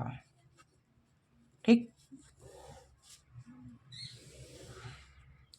वर्ग अंतराल है 0 से 10, 10 से 20, 20 से 30, 30 से 40, 40 से 50 और 50 से 60। आपको दिख रहा है नहीं दिख रहा है, बिल्कुल साफ, 50 से 60। इसके बाद आपको दिया गया है यहाँ पर बारंबारता दी गई है 5, x 20, 15, 22, फिर 5 है। ठीक है, ये है, और इस बारंबारता को अगर आप जोड़ेंगे तो इन्होंने बता दिया कि 80 आएगा। बारंबारता का योग 80 है, ये जो है 80 है। ठीक है, यानी कि ये n है तुम्हारा पूरा का पूरा। ठीक है, इस तरीके से। ठीक है, फिर यहाँ पर जो है हमें माध्यक भी दिया गया है, माध्यक दिया गया 28.5, माध्यक हमें दिया है 28.5। तो हमें ये जो x और y हैं हमें ज्ञात करने हैं, x बराबर क्या होगा और y बराबर क्या होगा। देखो हमें माध्यक निकालने का सूत्र पता है, क्या है भाई पता, आपको पता होना चाहिए। माध्यक निकालने का सूत्र होता है L plus n/2 minus C F upon F गुणा h। यहाँ पर सी एफ बनानी पड़ती है माध्यक निकालने के लिए, सी एफ यानी संचय बारंबारता बनानी पड़ती है। संचय बारंबारता बनाने का तरीका होता है कि जो पहला बारंबारता का आंकड़ा है उसको एक बार लिखना है, फिर क्रॉस में जोड़ते जाना है, जैसे 5 + x, फिर 5 और 20 जोड़ेंगे तो 25 + x,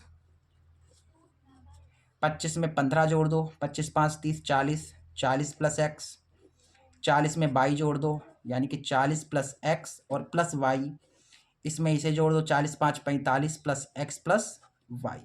और आपको मैंने ये भी बताया था कि ये जो सी एफ का लास्ट वाला नंबर होता है वो यहाँ के बराबर होता है, जो यहाँ के बार आता है वही यहाँ पर आता है, आपको याद होगा। ठीक है, जो संचय बारंबारता है उसका जो अंतिम पद है वो यहाँ के बराबर आता है, मतलब बारंबारता के योग के बराबर आता है। यानी कि ये जो 45 प्लस एक्स प्लस वाई है वो बराबर होगा 80 के। यहाँ से हम ये कह सकते हैं कि x प्लस वाई बराबर 80 प्लस का 45 इधर आएगा माइनस का 45 हो जाएगा, x प्लस वाई बराबर यहाँ पर आ जाएगा 35। ठीक है, 80 में से 45 के 35 बचे, ये तुम्हारी बन गई समीकरण पहली। ठीक, क्लियर, सब कुछ क्लियर। ठीक है, यहाँ पर जो है आपको मैंने बताया था एल एन तो मिल गया, एल वगैरह ये सब कुछ चाहिए होगा। तो इस एफ में ये एफ है, एफ में जो सबसे बड़ा है वही होता है एफ। इसमें सबसे बड़ा कौन है भाई, इसमें सबसे बड़ा 20 है, यानी एफ तुम्हारा हो जाएगा यहाँ पर 20। एफ कितना हो जाएगा यहाँ पर 20। इसके पीछे वाला एल होता है, एल भी तुम्हारे पास यहाँ पर 20 है। देखो यहाँ पर एफ भी तुम्हारा 20 है, एल भी तुम्हारा 20 है। एच अंतर, अंतर कितने कितने का है देखो, 20 में से 10 गए 10 बचे, 30 में से 20 गए 10 बचे, 40 में से 30 गए, मतलब इस तरीके से जो है अंतर तुम्हारा 10-10 का है। और सी एफ चाहिए होगा, एफ के सामने वाले के ऊपर वाला सी एफ तुम्हारा है 5 प्लस एक्स। अब ये जो मान आए हैं इनको सूत्र में रख दो। यहां से देखो माध्यक कितना है, माध्यक तुम्हारा 28.5। एल कितना आया, एल आया तुम्हारा 20। एन तुम्हारा 80 आया। सी एफ तुम्हारा आया 5 प्लस एक्स, 5 प्लस एक्स बटा एफ तुम्हारा आया 20 गुणा एच तुम्हारे पास 10 है। ये 0 से 0 कट गया, इसे सरल कीजिए। ये प्लस का 20 है ना, इधर आएगा तो काहे का हो जाएगा बताओ फटाफट, माइनस का 20। और इधर तुम्हारे पास ऐसा रहने दो, अभी रहने दो, अभी रहने दो, इसको ऐसे ही रखो अभी। ठीक है, क्या है हमारे पास 28.5 है, बराबर में 20 है। ठीक, और प्लस है, फिर ये कट जाएगा, 2 चौके 8, 40। माइनस का अंदर गुणा करेगा तो माइनस और ये प्लस हो जाएंगे -5, माइनस और ये प्लस हो जाएगा -x, और नीचे तुम्हारे पास 2 है। ठीक, अब यहाँ पर जो है 28.5 प्लस को 20 इधर आएगा माइनस का 20 हो जाएगा। ठीक है, और यहाँ पर तुम्हारे पास 40 में से 5 गए बचे 35 माइनस एक्स बटा 2। क्लियर, आगे देखिए, आगे देखिए इसमें देखो इसके आगे का कार्यक्रम यहाँ पर हो जाएगा 28.5 में से 20 चलेगा तो यहाँ पर 8.5 बचेंगे, मतलब 8.5 बचेंगे। यहाँ पर तुम्हारे पास 35 माइनस एक्स बटा 2, बटे में कुछ नहीं तो 1, इसकी गुणा इधर हो जाएगी तो देखो 35 माइनस एक्स कम 35 माइनस एक्स, 2 की इधर गुणा हो जाएगा, 2 पंचे 2 अट्ठे 16 और 1 17, माइनस एक्स बराबर 17 प्लस का 35 इधर आएगा माइनस का 35 हो गया। तो यहाँ से हमारे पास यहाँ पर 15 में से 7 गए 8 बचे ना, 2 में से 1 गया 1 बचा 18, माइनस के बचेंगे, माइनस माइनस कट गया तो एक्स हमारे पास आ गया 18। एक्स देखो मिल गया हमें, एक्स का मान हमें मिल गया। इस एक्स के मान को इस समीकरण फर्स्ट में रख दोगे तो वाई का मान मिल जाएगा। तो एक्स का मान हम रख रहे हैं समीकरण फर्स्ट में। समीकरण फर्स्ट तुम्हारे पास है एक्स प्लस वाई बराबर 35, एक्स प्लस वाई बराबर 35 है। एक्स के स्थान पर 18 रखना है, यहाँ से तुम्हारे पास वाई आ गया 35 प्लस का 18 इधर आएगा माइनस का 18 हो जाएगा। तो 15 में से 8 गए 8, 17 बचे ना, तो यहाँ से तुम्हारे पास वाई आ गया 17, एक्स आ गया 18। ठीक है, 18 एक्स आ गया और वाई आ गया तुम्हारे पास 17। इस तरीके से हमें इस क्वेश्चन को करना था, इस तरीके से हमें इस क्वेश्चन को अंजाम देना था। आराम से आ गया, देखो एक्स 18 आ गया और वाई 17 आ गया। अगला क्वेश्चन तुम्हारे पास है, कह रहा है कि यदि 2 पासे एक साथ फेंके जाते हैं तो दोनों पासों की संख्याओं का योगफल 7 से छोटा होने की प्रायिकता निकालनी है। बहुत ईजी क्वेश्चन है कि नहीं, बहुत ज़्यादा सरल क्वेश्चन है, प्रायिकता से संबंधित क्वेश्चन है तुम्हारे पास। 2 पासे फेंके जाते हैं, सबसे पहले तो पासे हैं दो पासे हैं उन्हें फेंक दिया। ठीक, तो मैं क्या लिखता हूँ यहाँ पर, दो पासे फेंकने पर कुल परिणाम आ जाएंगे 6 की पावर n। पासों की संख्या, पासों के परिणाम निकालने का सूत्र होता है ये 6 की पावर n। n माने होता है कितनी बार उछाले गए, जितनी बार उछाले जाते हैं उतनी बार हम n हो जाता है। जैसे 2 बार उछाले गए तो n हो गया तुम्हारे पे यहाँ पर, n हो गया 2, 6×6 = 36, यानी जो कुल परिणाम आ जाएंगे वो आ जाएंगे 36। ठीक है, पासों के परिणाम निकालने का सूत्र होता है 6 की पावर n, और सिक्कों के परिणाम निकालने का सूत्र होता है 2 की पावर n। पासों की बात हो रही है तो पासों की बात हम कर रहे हैं, यहाँ पर लगा दिया 6 की पावर n। n होता है उछालने की संख्या, तो यहाँ पर 2 बार उछाले गए थे तो n तुम्हारा 2 हो गया, 6×6 = 36, तो कुल परिणाम तुम्हारे यहाँ पर आ गया 36। अच्छा, जो परिणाम कुल 36 परिणाम आए हैं वो क्या होंगे, चलिए उन्हें लिखते हैं। कुल परिणाम, कुल परिणाम जो 36 आए हैं बेटा उन्हें हम क्या करेंगे, लिखेंगे। देखो, हो सकता है आपका जो पासा है पहले वाले पासे पर 1 आ गया हो और दूसरे वाले पासे पर भी 1 आ गया हो सकता है पहले पासे पर 1 आया और दूसरे पासे पर 2 आ गया हो, पहले पर 1 आए दूसरे पर 3 आए, पहले पर 1 आए दूसरे पर 4 आए, पहले पर 1 आए दूसरे पर 5 आए, हो सकता है पहले पर 1 आ गया हो और दूसरे पर 6 आ गया हो। ठीक है, इस तरीके से यहाँ पर 6 परिणाम लिख गए। फिर यहाँ पर देखिए आगे, हो सकता है पहले वाले पासे पर अब की बार 1 ना आकर के 2 आया हो, इस तरीके से 2, 2, 2, फिर 2, 3, 2, 4, 2, 5, फिर 2, 6। इसी प्रकार से अब 3 को पकड़ लो, 3, 1, 3, 2, 3, 3, 3, 4, 4 को पकड़ लो,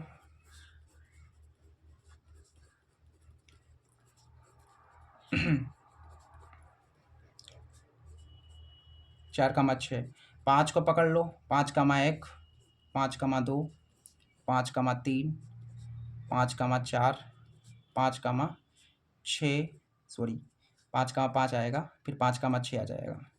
अब 6 को पकड़ लो, 6, 1, 6, 2, ऐसे करके आएगा 6, 6।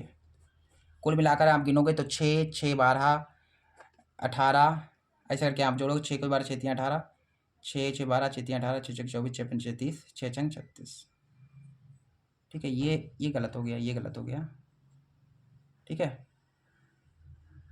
ठीक है, बिल्कुल सही है यार, सही है। ठीक है, चलो, माइंड बिल्कुल घूम जाता है और ध्यान मेरा भटक जाता है और कहीं, तो मैं यहाँ पर ध्यान ही नहीं रहता मेरा। चलो ठीक है, ये हमारे 36 परिणाम हो गए इस तरीके से। ठीक है, हमें क्या प्राप्त करना है, हमें क्या चाहिए, हमें किसकी प्रायिकता निकालनी है, बताओ फटाफट। हमें निकालनी है कि दोनों पासों पर संख्याओं का योगफल 7 से छोटा हो, यानी कि 7 से छोटे होने की प्रायिकता, ये हमें पता करनी है बेटा। प्रायिकता निकालने का जो सूत्र होता है वो आप सभी को पता होना चाहिए, संभव परिणाम बटा कुल परिणाम, संभव परिणाम बटा कुल परिणाम, ये सूत्र होता है प्रायिकता निकालने का। अच्छा, दोनों पासों को हम जोड़े तो 7 से कम आए। ठीक है, दोनों पासों को जोड़े तो 7 से कम आना चाहिए। तो यहाँ पर देखो 1 और 1 2, हाँ ये भी कम आएगा, 2 आएगा, यहाँ पर 3 आ जाएगा, यहाँ पर 4 आ जाएगा, यहाँ पर 5 आएगा, यहाँ पर 6 आएगा और यहाँ पर 7 आ जाएगा। तो 7 से छोटा लेना है, तो 1 2 3 4 5, यहाँ पर 5 हो गए, 5 यहाँ पर हो गए भाई, इस वाली लाइन में हमें 5 मिल गए, 5 परिणाम ये हो गए। अब इस यहाँ पर देख लो, 2 और 1 3 आ जाएगा, 4 2 2 4 5 6, और ये ज़्यादा हो जाएंगे तो यहाँ पर तुम्हारे हो जाएंगे 4, 1 2 3 4, 3 और 1 4, हाँ ये छोटा है 7 से, 3 और 2 5, हाँ ये भी छोटा है, 3 और 3 6, ये भी छोटा है, लेकिन ये बराबर हो जाएंगे, नहीं बराबर नहीं लेने में, छोटे लेने हैं, तो 1 2 3, 3 यहाँ पर हो गए, यहाँ पर 4 और 1 5, ठीक, एक ये हो गया, एक ये हो गया, एक ये हो गया, यहाँ पर 2 आ जाएंगे और यहाँ पर केवल 1 आएगा। कुल मिलाकर के बात करें, रुक जाओ, यहाँ पर 3 हो गए थे, यहाँ पर 2 हो गए थे और यहाँ पर हो गए 1, और यहाँ पर तुम्हारे 1 भी नहीं होंगे। ठीक है, तो जो संभव परिणाम हो गए वो कितने हो गए, 5 और 4 9, 5 और 4 9, 9 और 3 12, 12 2 14 और 1 15, संभव परिणाम 15 हो गए और कुल परिणाम तुम्हारे पास 36 हैं। तो ये तुम्हारी हो जाएगी प्रायिकता। ठीक है, काटना चाहो तो काट सकते हो, बाकी तुम्हारा शायद यही आंसर हो। नहीं काट दो थोड़ा सा, 3×5 15, 3 कम 3 3 दूना 6, यानी कि 5/12 तुम्हारा जो है आंसर आ जाएगा। क्लियर है? सब कुछ क्लियर, सब कुछ ठीक है। इस तरीके से हमें इस क्वेश्चन को करना था, आराम से हो गया। अगला क्वेश्चन तुम्हारे पास 23, क्वेश्चन नंबर 23 क्या कह रहा है, यदि 4 कुर्सियां तथा 7 मेजों का मूल्य 360 है, 6 कुर्सियों तथा 10 मेजों का मूल्य 520 है, तो कुर्सी तथा मेज का मूल्य अलग अलग ज्ञात करना है। बहुत अच्छा क्वेश्चन है और बहुत इजी, बहुत ही ज़्यादा इजी क्वेश्चन है। कक्षा 8वें का बच्चा ये क्वेश्चन कर लेगा अगर उसने सही से मैथ पढ़ी होगी तो। कुर्सी और मेज का मूल्य हमें निकालना है, हमें तो मूल्य पता नहीं है, तो यहाँ पर मान लेते हैं कि माना कुर्सी का मूल्य, कुर्सी का मूल्य इसको मैं x मान लेता हूँ तथा मेज का मूल्य मान लेता हूँ मैं y। मेज का मूल्य मैंने मान लिया y। बताया गया है पहली शर्त में, पहली शर्त में यहाँ पर कहा गया है कि 4 कुर्सी और 7 मेजों का मूल्य 360 है। 4 कुर्सी प्लस 7 मेज, इनका मूल्य जो होगा वो हो जाएगा 360 रुपया। इसका मूल्य प्लस इसका मूल्य करेंगे तो 360 आएगा। पहली कंडीशन बन गई, पहली समीकरण बन गई, पहली इक्वेशन बन गई। दूसरी शर्त देख लो भाई क्या है। दूसरी शर्त में 6 कुर्सी हैं 10 मेज हैं, 6 कुर्सी हैं प्लस 10 मेज, तो आ जाएगा तुम्हारे पास रुपये 520। ये बन गई समीकरण तुम्हारे पास सेकंड। इनको सरल करके 100 का मान निकाल लो, काम हो जाएगा। ठीक है, ये क्वेश्चन में जो है आप पर छोड़ रहा हूँ, HW में कर लेना। इन दोनों समीकरणों को विलोपन विधि से सॉल्व कर देना। ठीक है, विलोपन विधि से सॉल्व करके 100 का मान निकालना। जो x का मान निकलेगा भाई कुर्सी का मूल्य होगा, जो y का मान निकलेगा भाई मेज का मूल्य हो जाएगा। ठीक है, अगला क्वेश्चन इसका जो है वो कह रहा है, अथवा वाला कह रहा है कि एक आदमी ने 3,250 रुपये का ऋण लिया। जैसे मान लो मैंने आपसे जो है 3,250 रुपये लिए, फिर मैंने क्या किया कि पहले महीने आपको 20 रुपये मैंने दे दिए, फिर मैं जो है 15 रुपये बढ़ाता गया, हर महीने 15 रुपये में बढ़ाता गया। जैसे मैंने पहले महीने आपको 20 दिए, फिर अगले महीने में आपको 35 दूंगा, फिर उसके बाद फिर 15 बढ़ा दूंगा, अगले महीने फिर 15 बढ़ा दूंगा, उसके अगले महीने फिर 15, हर बार 15 में जो है बढ़ा रहा हूँ रुपये। तो कितने महीने में मैं आपका पूरा का पूरा ऋण चुका दूंगा, ये हमें बताना है। ठीक है, देखिए बहुत आसान सा क्वेश्चन है, इसमें कुछ भी टाइम नहीं लगेगा हमें। ठीक है, ये 6 नंबर का प्रश्न बहुत आसान है। सबसे पहले जो है हम जो है पहले महीने जो है आपको 20 रुपये देंगे, उसके अगले महीने आपको 15 रुपये बढ़ा करके, ठीक है, फिर उसके महीने यहाँ पर जो है कामा लगेगा, फिर उसके अगले महीने में जो है ये जो रुपए दिए थे आपको इसमें और 15 रुपये बढ़ा दूंगा, इसके अगले महीने में जो है ये जो रुपए आपको दिए हैं इसमें और 15 जोड़ दूंगा। ऐसे चलता जाएगा कब तक, जब तक मैं आपके 3,250 रुपये पूरे के पूरे नहीं चुका देता। अब आपको बताना ये है कि मैं कितने महीने में आपके रुपए आपको लौटा दूंगा। ठीक, ये चीज़ हमें बतानी है, बहुत सिंपल क्वेश्चन है। सबसे पहले यहाँ पर एक AP बन गई, 20 में 15 जोड़े तो 35, फिर 35 में 15 जोड़ दोगे तो 35 5 40 50, फिर 50 में 15 जोड़ोगे 50 60 65, ऐसे करके चलेगा तुम्हारा 3,250 तक। हमें मतलब क्या निकालना है, पदों की संख्या निकालनी है। क्या निकालनी है, पदों की संख्या, यानी n बताना है हमें। ये अंतिम पद तुम्हारा यहाँ पर है और ये प्रथम पद है। प्रथम पद तुम्हारा 20 है, फटाक से सार्वंतर निकाल लो। अगले पद से पिछले वाले पद को घटा करके d निकल आएगा, अगले वाले पद से पिछले वाले पद को घटा दो। 35 में से 20 चला गया तो 15 बचेगा। अंतर जो है वो कितने का है, 15 का है। और अंतिम पद यहाँ पर है 3,250। an वाला सूत्र लगा देंगे हम यहाँ पर, an बराबर a plus n-1 into D.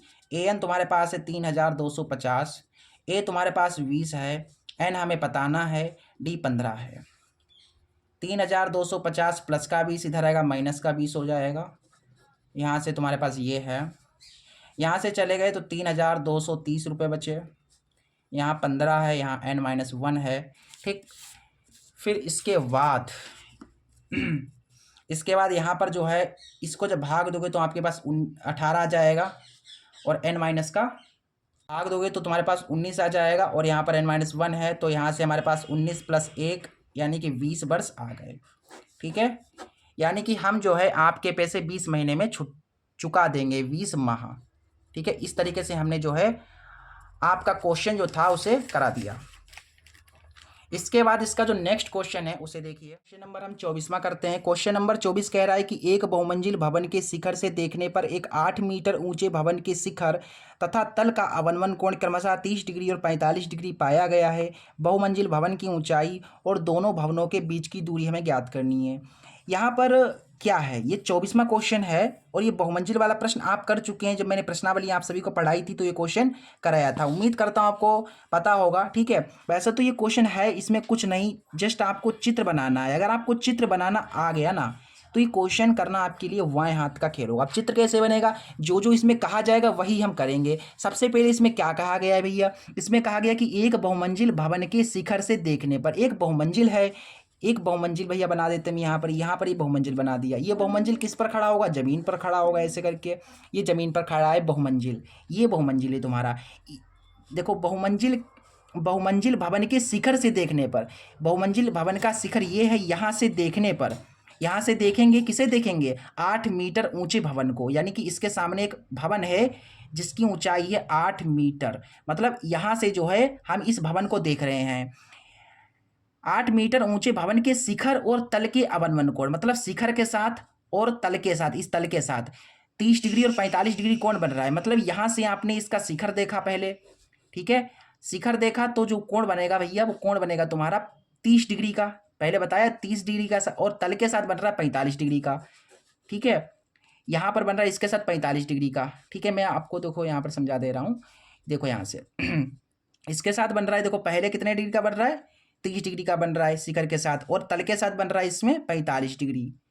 तो समझने के लिए आप यहाँ पर 30 डिग्री लिख लो और यहाँ पर 45 डिग्री लिख लो, क्योंकि शिखर के साथ, इस भवन के शिखर के साथ 30 डिग्री और तल के साथ 45 डिग्री कोण बन रहा है। हमें ये जो बहुमंजिल है तुम्हारा, इसे ए मान लो, इसको बी मान लो, इसको सी मान लो, इसको डी मान लो, इसको ई मान लो। जो बहुमंजिल तुम्हारा ए सी है ये हमें ज्ञात करना है, और इस भवन के बीच की दूरी हमें बतानी है, मतलब दोनों भवनों के बीच की दूरी भी हमें बतानी है। चलिए हमें क्या दिया गया है उसे देखते हैं। यहाँ पर बेटा हमें दिया गया है ईडी कितना दिया गया है, हमें 8 मीटर दिया गया है। ठीक है, तो हमें बहुमंजिल की ऊंचाई बतानी है, बहुमंजिल भवन की ऊंचाई बतानी है। ऊंचाई, ठीक है, ऊंचाई क्या है तुम्हारी, AC है, यानी AC हमें बताना है, और हमें इन दोनों के भवनों के बीच की दूरी बतानी है, यानी कि DC बताना है, D से लेकर के C तक की दूरी ये भी हमें बतानी है। ठीक है, तो यहाँ पर जो है चित्र तो बन गया है, आसान हो गया। मैंने आपको बताया सबसे छोटा वाला त्रिभुज लीजिए, तो सबसे छोटा त्रिभुज इसमें हो जाएगा ये AEV। तो चलेंगे त्रिभुज AEV में। यहाँ पर अगर आप थोड़ी सी रचना कर लेंगे तो ज़्यादा बेहतर रहेगा। देखो ये 8 मीटर है तो इसके सामने ये भी 8 मीटर हो जाएगा। ठीक है, ये 8 मीटर है, हमें इतना तो भाग पता चल गया, लेकिन अगर हमें इतना भी भाग पता चल जाएगा तो टोटल हम निकाल देंगे, क्योंकि इतनी बहुमंजिल की ऊंचाई हमें पता है लेकिन इतनी नहीं पता है, तो यही हम निकालेंगे। तो इसके लिए हम क्या करते हैं, इस बहुमंजिल की ऊंचाई को हम मान लेते हैं कुछ। मैंने मान लिया x है, ये जो बहुमंजिल है इसकी ऊंचाई x मीटर है। अगर ये 8 है, ठीक है, और पूरी जो ऊंचाई है वो x है, तो ये वाली तुम्हारी हो जाएगी x - 8। मतलब ये है कि भैया ये x पूरी की पूरी है, इस पूरी ऊंचाई x से हम 8 घटा देंगे तो हमें ये मिल जाएगा, यानी ये हो जाएगा तुम्हारा x - 8। ठीक, अच्छा, तो और ये एक और चीज़ है, ये वाली जो रेखा है इसके बराबर है और ये वाली रेखा इसके बराबर है, ये बात आपको समझ लेनी है। चलिए इस त्रिभुज में हम चलते हैं टेन थीटा लेकर के। टेन थीटा बराबर हो जाएगा तुम्हारा लंब बटा आधार टेन थीटा। थीटा क्या है इसके साथ देख लीजिए, 30 डिग्री बन रहा है, 30 डिग्री। लंब क्या है, लंब तुम्हारा AB है जो कि x - 8 है, बटा आधार तुम्हारा ये EV है, EV है। ठीक है, तो टेन 30 का वैल्यू यहाँ पर हो जाएगा 1/√3, और x - का 8 बटा में EV है, EV कम EV, इसकी गुणा इधर हो जाएगी तो यहाँ पर आ जाएगा √3 गुणा x - 8। ये बन गई तुम्हारी समीकरण पहली। अब इसके बड़े वाले त्रिभुज में चलेंगे, ये छोटा वाला त्रिभुज ले लिया, अब हम त्रिभुज ए डी सी में, त्रिभुज त्रिभुज ए डी सी में, इस वाले त्रिभुज में आप टेन थीटा लीजिए। टेन थीटा बराबर होता है लंब बटा आधार। तो यहाँ का जो थीटा है, इस बड़े वाले त्रिभुज का जो थीटा है वो है 45 डिग्री, और यहाँ का जो लंब है पूरा का पूरा, ये देखिए लंब कितना है, एक्स है, और आधार कितना है, आधार ये तुम्हारा डी सी है, डी सी है। टेन 45 का वैल्यू होता है 1, और ये एक्स, इस डी सी के ये जो डी सी है ना, ठीक है, ये डी सी है, ठीक है, इस डी सी के स्थान पर, ठीक है, इस डी सी के स्थान पर आप ये ई वी रख सकते हैं, क्योंकि यहाँ पर जो ई वी है ये डी सी के बराबर है। क्या है भाई, ई वी जो है, ई वी जो है वो डी सी के बराबर है। तो इस हम डी सी के, इस डी सी के स्थान पर हम इस ए वी को रख सकते हैं, ई वी को रख सकते हैं यहाँ पर। इससे हमें जो है एक्स मिल जाएगा, यानी कि बहुमंजिल भवन की ऊंचाई मिल जाएगी। देखिए यहाँ पर 1 है और ये एक्स है। इस ई वी का मान आप रख सकते हैं, ई वी का मान कितना है, √3 इंटू एक्स माइनस 8 है, बट्टे में कुछ नहीं तो 1। अब इसको सॉल्व कीजिए, हमें एक्स का वैल्यू मिल जाएगा। देखिए इसकी गुणा इधर हो जाएगी तो हो जाएगा √3 इंटू एक्स माइनस 8, एक की एक्स से एक्स, √3 की एक्स से गुणा हो जाएगी तो हो जाएगा √3x, √3 की 8 से हो जाएगी तो 8 √3 बराबर में x है। तो यहाँ से ये जो प्लस का x है इधर आएगा, ये हो जाएगा तुम्हारे पास माइनस का x, ये माइनस का उधर भेजेंगे तो हो जाएगा प्लस का। यहाँ से x कॉमन निकाल लो तो बचेगा √3, माइनस यहाँ से चला गया x तो 1 बचा, और यहाँ पर तुम्हारा ये चल रहा है, x को रोको, और 8 √3 है, ये गुणा में है ना बेटा, ये गुणा में तो ये बट्टे में आ जाएगा। एक और चीज़ है, ये गुणा में जो बट्टे में अंडर रूट की संख्या होती नहीं है, तो इस अंडर रूट को हटाने के लिए हमें इसका हर परमेकरण करना पड़ेगा। इसका हर परमेकरण कर लीजिए तो हमें यहाँ से मिल जाएगा हमारा आंसर, 8 √3 की इधर गुणा हो जाएगी तो हमारे पास ये जो है चीज़ आ जाएगी। यहाँ से देखो ये a माइनस बी है, a प्लस बी है, तो किसका फॉर्मूला होगा, a square minus B square का। a तुम्हारे पास √3 है, इसका square minus B square, b तुम्हारा 1 है तो 1 का स्क्वायर।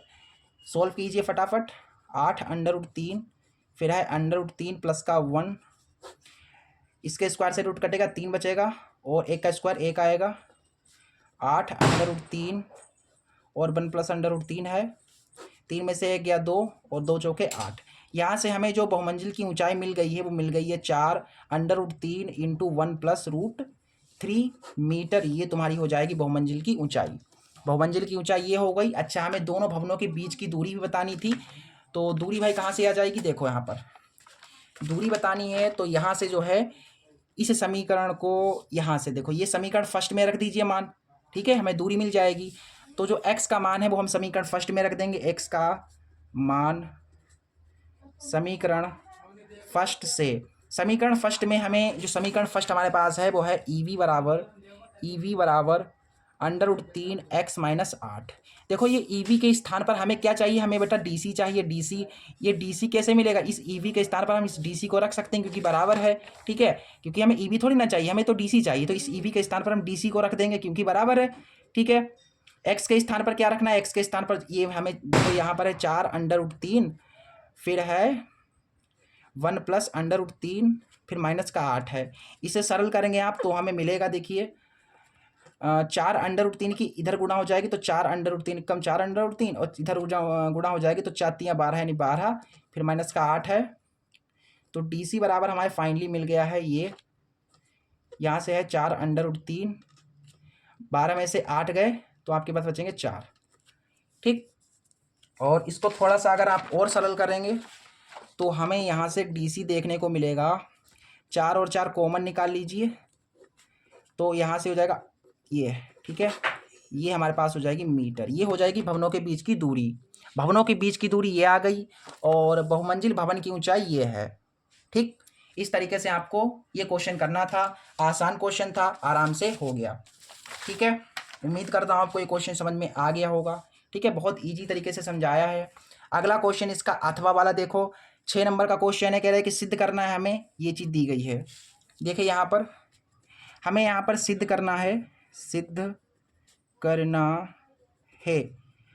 क्या बेटा सिद्ध करना है, हमें दिया गया है sine theta plus cosec theta का whole square plus cos theta plus sec theta का होल स्क्वायर बराबर है 7 plus tan square theta plus cot square theta. ये चीज़ है, ठीक है। हमें ये प्रूव करके दिखाना है। देखो हम इस LHS को लेंगे और इस RHS के बराबर दिखा देंगे। चलिए हमें इस LHS को ले लेते हैं। टेकिंग LHS मतलब लेफ्ट हैंड साइड को लेने पर, ये लेफ्ट साइड है बेटा, ये राइट साइड है। हम लेफ्ट साइड को ले रहे हैं, इसे सॉल्व करेंगे और ये हम ले आएंगे तो हमारा सिद्ध हो जाएगा। क्या है देखिए यहाँ पर, sine theta plus cosec theta का whole square plus cos theta plus sec theta, ये है। यहाँ पर a प्लस वी का होल स्क्वायर बन रहा है और यहाँ पर भी a प्लस वी का होल स्क्वायर बन रहा है, तो इन दोनों को हम a प्लस बी के होल स्क्वायर में खोल देंगे। देखो a प्लस बी का होल स्क्वायर क्या होता है, a स्क्वायर, a के स्थान पर साइन है और b के स्थान पर कोसिक है। a स्क्वायर यानी कि sine square theta plus b square, b का मतलब कोसिक स्क्वायर थीटा, फिर हो जाएगा प्लस 2ab, 2a और v, ये COSEC कोसिक है, ठीक है। इसी प्रकार से यहाँ पर ये a मान लो, इसे b मान लो, a प्लस बी का होल स्क्वायर में तोड़ दो, a square plus b square plus 2a फिर b, ठीक है। अब यहाँ पर आ जाओ, देखो साइन स्क्वायर थीटा और इस कोस स्क्वायर थीटा को एक साथ लिख लो, क्योंकि यहाँ पर हमें 1 मिल जाएगा। Sine square theta plus cos square theta हो जाएगा तो 1 मिल जाएगा, इसको एक साथ लिख लिया। फिर यहाँ पर है तुम्हारे पास कोसिक स्क्वायर थीटा और प्लस सेक स्क्वायर थीटा है, ठीक। इसको भी साथ में लिख लो चाहे तो, cosec square theta plus sec square theta. अब यहाँ पर देखो प्लस 2 है, फिर साइन है, इस कोसिक थीटा के स्थान पर आप लिख सकते हो 1/साइन थीटा। फिर ये चीज़ हो गई, यहाँ पर देखो ये प्लस 2, फिर ये कोस थीटा है, फिर गुणा में है, इस सेक थीटा को लिख सकते हो 1/कोस थीटा। इस कोस थीटा से इस कोस थीटा ये कट जाएगा, ये साइन से साइन कट जाएगा। Sine square theta plus cos square theta हो जाएगा 1। कोसिक स्क्वायर थीटा के स्थान पर आप लिख सकते हो, आपको पता होना चाहिए यहाँ पर कि कोसिक स्क्वायर थीटा बराबर होता है 1 प्लस कोट स्क्वायर थीटा, और एक और सूत्र है सेक स्क्वायर थीटा बराबर 1 प्लस टेन स्क्वायर थीटा। ये दोनों सूत्र आपको पता है ना, चलिए बहुत बढ़िया पता है। तो कोसिक स्क्वायर थीटा के स्थान पर हम लिखेंगे 1 प्लस कोट स्क्वायर थीटा, फिर इस सेक स्क्वायर थीटा के स्थान पर लिखेंगे 1 प्लस टेन स्क्वायर थीटा, फिर यहाँ पर तुम्हारा 2 गुना 1 होगा 2, फिर 2 की 1 से गुणा हो जाएगी 2। देखो 2 और 2 4, 5 6 और 1 7, 7 आ गए, और यहाँ पर टेन स्क्वायर थीटा है और प्लस में है तुम्हारे पास कोट स्क्वायर थीटा। भाई बेटा यही सिद्ध करना था ना हमें, देख लीजिए बेटा यही सिद्ध करना था हमें। देखो 7 plus tan square theta plus cot square theta, यही सिद्ध करना था, आराम से हो गया ये proof. Then hence proved, hence proved. कितना इजी क्वेश्चन था, है कि नहीं। कुछ नहीं करना था, a प्लस बी के होल स्क्वायर में तोड़ना था और कुछ सर्व समीकरणें थी उनका यूज़ करना था। देखो अगला क्वेश्चन क्या है, थोड़ा जूम कर लेता हूँ मैं जिससे कि आपको स्पष्ट दिखे थोड़ा, ठीक है। दिख रहा है ना सब कुछ। चलिए क्वेश्चन नंबर 25वां पढ़िए, बहुत बढ़िया क्वेश्चन है। दिए गए चित्र का संपूर्ण पृष्ठीय क्षेत्रफल ज्ञात करना। ये चित्र हमें दिया गया है, ए बी बराबर इतना है, खिलौने की ऊंचाई इतनी है। बहुत बढ़िया क्वेश्चन है। देखिए यहाँ पर सबसे पहले ये चित्र जो है हम बना लेते हैं। देखो यहाँ पर क्या है, इस प्रकार से एक शंकु के आकार का एक मतलब एक शंकु है, ठीक है। एक शंकु है जिसके ऊपर इन्होंने एक अर्धगोला रख दिया है, इस तरीके से अर्धगोला रख दिया है, और कुछ इस तरीके से जो है यहाँ से मिला दिया है, और इसे नाम ए दिया इन्होंने, इसे वी नाम दिया, इसे सी दिया नाम, यहाँ पर ये सी है, ठीक है, और यहाँ पर नाम इन्होंने डी दे दिया। और एक और बात है, इन्होंने इस ए को इससे मिला दिया। यहाँ पर केंद्र तुम्हारा है इस वृत्त का, और ए बी बराबर हमें यहाँ पर दिया गया है। जो जो क्वेश्चन में दिया गया है बेटा मैं वही कर रहा हूँ। देखो चित्र था मैंने बना दिया, और हमें जो दिया गया है उसे लिख लेते हैं। हमें ए बी दिया गया है 3.5, ठीक है, सेंटीमीटर, और खिलौने की ऊंचाई बोले तो खिलौना ये जो है यहाँ से लेकर के यहाँ तक, मतलब यहाँ से लेकर के यहाँ तक इस खिलौने की पूरी जो ऊंचाई है वो हमें 5 सेंटीमीटर दी गई है, ठीक है। खिलौने की ऊंचाई जो h है वो है 5 सेंटीमीटर। चलिए बहुत बढ़िया।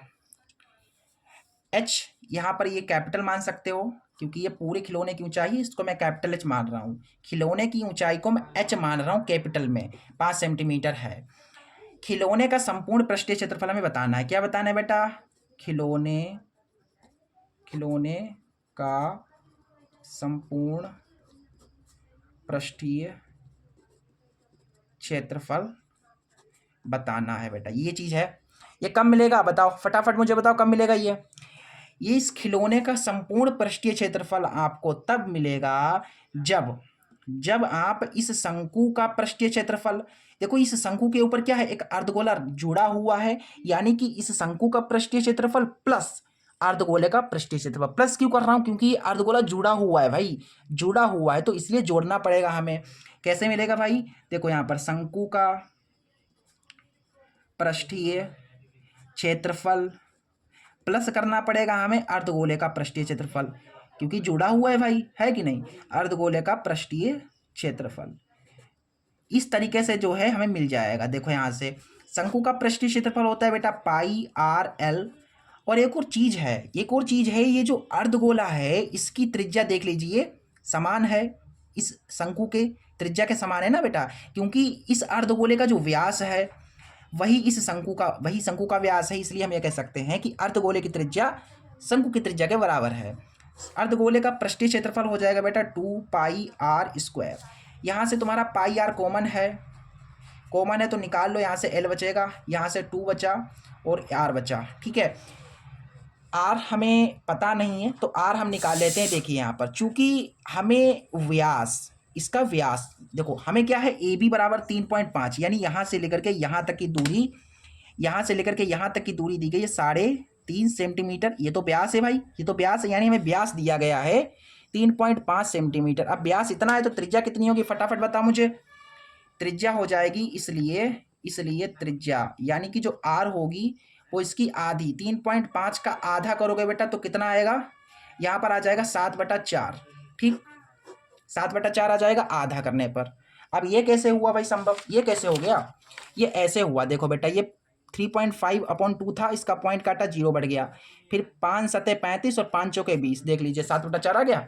इस तरीके से हमें एल की जरूरत पड़ेगी तो एल हम निकाल लेते हैं। यहाँ से एल बराबर, एल निकालने के यल बोले तो तिर्यक ऊंचाई, हमें इस शंकु की तिर्यक ऊंचाई ये वाली भी पता होनी चाहिए, ये जो ऊंचाई है ये भी हमें पता होनी चाहिए। तो एल निकालने का तरीका क्या होता है, एल निकालने का सूत्र होता है h² + r²। देखो एल बराबर अंडर रूट में h² + r²। एच क्या है, एच है शंकु की ऊंचाई, क्या है, शंकु की ऊंचाई है। तो शंकु की ऊंचाई बताओ, हमें पता है कि नहीं पता है? नहीं पता है भाई, शंकु की ऊंचाई ये है शंकु की ऊंचाई, ये तो हमें पूरी ऊंचाई दी गई है बेटा। ये जो 5 सेंटीमीटर है इस पूरे शंकु की ऊंचाई है, इस पूरे खिलौने की ऊंचाई है, हमें केवल शंकु की ऊंचाई चाहिए। तो ये कैसे मिलेगी, ऐसे मिलेगी, देखो यहाँ से h बराबर मिल जाएगा हमें, कुल ऊंचाई 5 है, इस पूरे 5 से हम क्या करेंगे, देखो यहाँ पर हमें इतना पता है, सॉरी हमें ये पूरा का पूरा पता है 7 है, तो इस 7 से हम क्या करेंगे, यहाँ से लेकर के यहाँ तक की त्रिज्या घटा देंगे, ये 3.5 जो है घटा देंगे, बस 3.5 घटा देंगे तो हमें यहाँ से मिल जाएगा, तुम 5 में से 3.5 चले गए तो 1.5 बचेगा ना, यहाँ पर 1.5 बचेगा, हाँ 1.5 सेंटीमीटर ये तुम्हारे पास आ गया। ठीक, ये तुम्हें मिल गया। ये इस पूरे 5 से मैंने क्या किया, इस पूरे के पूरे 5 से हमने ये जो त्रिज्या थी अर्धगोले की वो घटा दी, सिंपल है। तो यहाँ से हमें मिल जाएगा, देखो h², h तुम्हारा कितना है 1.5, पॉइंट काटोगे 10 बढ़ जाएंगे, 5 3 15, 5 2 10, यानी 3/2 है, 3/2 का स्क्वायर प्लस r², r कितना है 7/4 है, 7/4 है इसका स्क्वायर। ठीक है, बिल्कुल सही जा रहा है ना, रुक जाओ, सब कुछ सही तो जा रहा है हमारे ख्याल से, रुक जाओ, कहीं पर मिस्टेक हो रही है मुझसे, मुझे लगता है। ये पूरी 5 थी, ठीक है, ये पूरी की पूरी इतनी थी, 5 थी ना, इस पूरे के पूरे 5 से मैंने जो है इस त्रिज्या को घटा दिया। अरे बेटा यहाँ पर जो है थोड़ी सी मिस्टेक हो रही है, मुझसे बताऊँ क्या? मैं क्या कह रहा हूँ कि भैया इसकी त्रिज्या मैंने घटाई है, इस पूरे के पूरे 5 से मैंने त्रिज्या घटाई है, लेकिन ये तो व्यास है बेटा, ये 3.5 तो व्यास है। तो 3.5 व्यास नहीं, त्रिज्या तो मैंने ये निकाली है 7/4। तो मुझे यहाँ से 7/4 घटाना, ये गलत हो गया, यहाँ से यहाँ पर गलत हो गया बेटा। यहाँ पर क्या हो गया? गलत हो गया। देखो मैं तुमको समझा दे रहा हूँ, यहाँ पर फिर से देख लो। मैं एल यहाँ पर निकाल रहा हूँ। देखो एल बराबर आ जाएगा अंडर रूट में h² प्लस r²। एच निकालना है तो देखो एच कैसे निकलेगा? ये पूरी जो त्रिज्या तुम्हारे पास जो 5 सेंटीमीटर ऊंचाई है, उसमें से त्रिज्या घटानी है। ये जो त्रिज्या, ये त्रिज्या कितनी है? ये त्रिज्या थोड़ी ना है, ये तो व्यास है। त्रिज्या तुम्हारी 7/4 है, ये घटाना है 7/4। ठीक है, ये त्रिज्या जो है घटा देनी है। देखो यहाँ पर कहाँ गया भाई? देखो यहाँ पर 7/4 घटा देना है। तो यहाँ से हमें मिल जाएगा, देखो 4 पंचे 20 और 20 में से 7 चले गए 13, 13/4 यहाँ पर मिल गया हमें। तो यहाँ पर अब हम रख देंगे एल बराबर h²। एच तुम्हारा आया 13/4 का स्क्वायर प्लस r²। आर यानी त्रिज्या, त्रिज्या तुम्हारे पास 7/4 है, इसका स्क्वायर। एल बराबर देखो 13 का स्क्वायर, 13 3 में 169 हो जाएगा, और 4 का स्क्वायर 4 चौके 16। इस प्रकार से यहाँ पर 7 का स्क्वायर 7 से 49 और 4 का स्क्वायर 16। एल मिल जाएगा हमें 100। देखो नीचे एक जैसा है तो एक बार लिख लो, और 169 में 49 जोड़ दो, 169 में 49 जोड़ दो तो 9 9 18, 6 4 10 और 11, 218 आ गए तुम्हारे पास, 218 आ गए। यानी कि ये जो है इस हमारे पास मिल गया 218 के ऊपर अंडर रूट है, और इसके ऊपर अंडर रूट लगेगा तो अंडर रूट 16 का वर्गमूल आ जाएगा 4। तो हमारे पास जो एल आ गया है वो आ गया है ये। ठीक है, एल इतना आ गया है। तो आराम से जो है हम एल बराबर आया था मेरे पास 218 अंडर रूट में 218/4, ये तुम्हारे पास एल आया है। ठीक है, इस एल को यहाँ पर रखते हैं फटाफट। पाई है, पाई के स्थान पर 22/7 रखना है। आर त्रिज्या तुम्हारे पास 7/4 है। एल एल ये आया तुम्हारे पास 218/4 प्लस 2 आर कितना है? 7/4 है, ये कट जाएगा तो 2 दूना 4। यहाँ से फाइनली ये 7 से 7 कट गया, 2 दूना 4, 2 एक कम 2, यानी कि 11/2। और यहाँ पर है अंडर रूट के अंदर 218/4 प्लस का 7/2, ये हो जाएगा तुम्हारा आंसर। ये हो जाएगा संपूर्ण पृष्ठीय क्षेत्रफल सेंटीमीटर स्क्वायर में। ठीक है, खिलौने का संपूर्ण पृष्ठीय क्षेत्रफल ये होगा। यहाँ पर मिस्टेक ये हो रही थी कि हम व्यास घटा रहे थे, दिमाग से बिल्कुल हट गया। ठीक है, चलिए ये क्वेश्चन भी आसानी से जो है हो गया, आसान था ना, हो गया। चलिए इसके बाद इसका जो लास्ट क्वेश्चन है वो हम कर लेते हैं। क्वेश्चन नंबर 25 का अथवा है, कह रहा है कि पानी से भरे एक अर्धगोलीय टैंक को एक पाइप के द्वारा 3 सही 4/7 लीटर प्रति सेकंड की दर से खाली किया जाता है। यह पाइप टैंक को आधा खाली करने में कितना समय लेगा यदि टैंक का व्यास 3 मीटर हो? मतलब एक टैंक है, अर्धगोले के आकार का है। देखिए इसे हम चित्र के माध्यम से समझते हैं। मेंसुरेशन का क्वेश्चन है अथवा वाला। सबसे पहले बताया गया कि पानी से भरा एक अर्धगोला टैंक, अर्धगोलीय टैंक। अच्छा भाई यहाँ पर क्या है? एक टैंक है। ये जो टैंक है ये है अर्धगोलीय। अर्धगोलीय बोले तो अर्धगोले के आकार का है। अब ये भरा हुआ है पानी से, पूरा का पूरा ये पानी से भरा हुआ है। ठीक है, और इसका जो व्यास है, ये जो टैंक है इसका जो व्यास है वो है 3 मीटर। 3 मीटर इसका व्यास है, 3 मीटर इसका व्यास है। ठीक है, और 3 मीटर व्यास है, ये पानी से भरा हुआ है। फिर इसे खाली किया जाता है, इसका जो पानी है उसे खाली किया जाता है। खाली किया जाएगा तो इसमें बोला गया है कि 3 सही 4/7 लीटर प्रति सेकंड की दर से खाली किया जाता है। यानी 1 सेकंड में इतने लीटर जो है, इतने लीटर यानी 3 सही 4/7 लीटर पानी खाली हो जाता है 1 सेकंड में।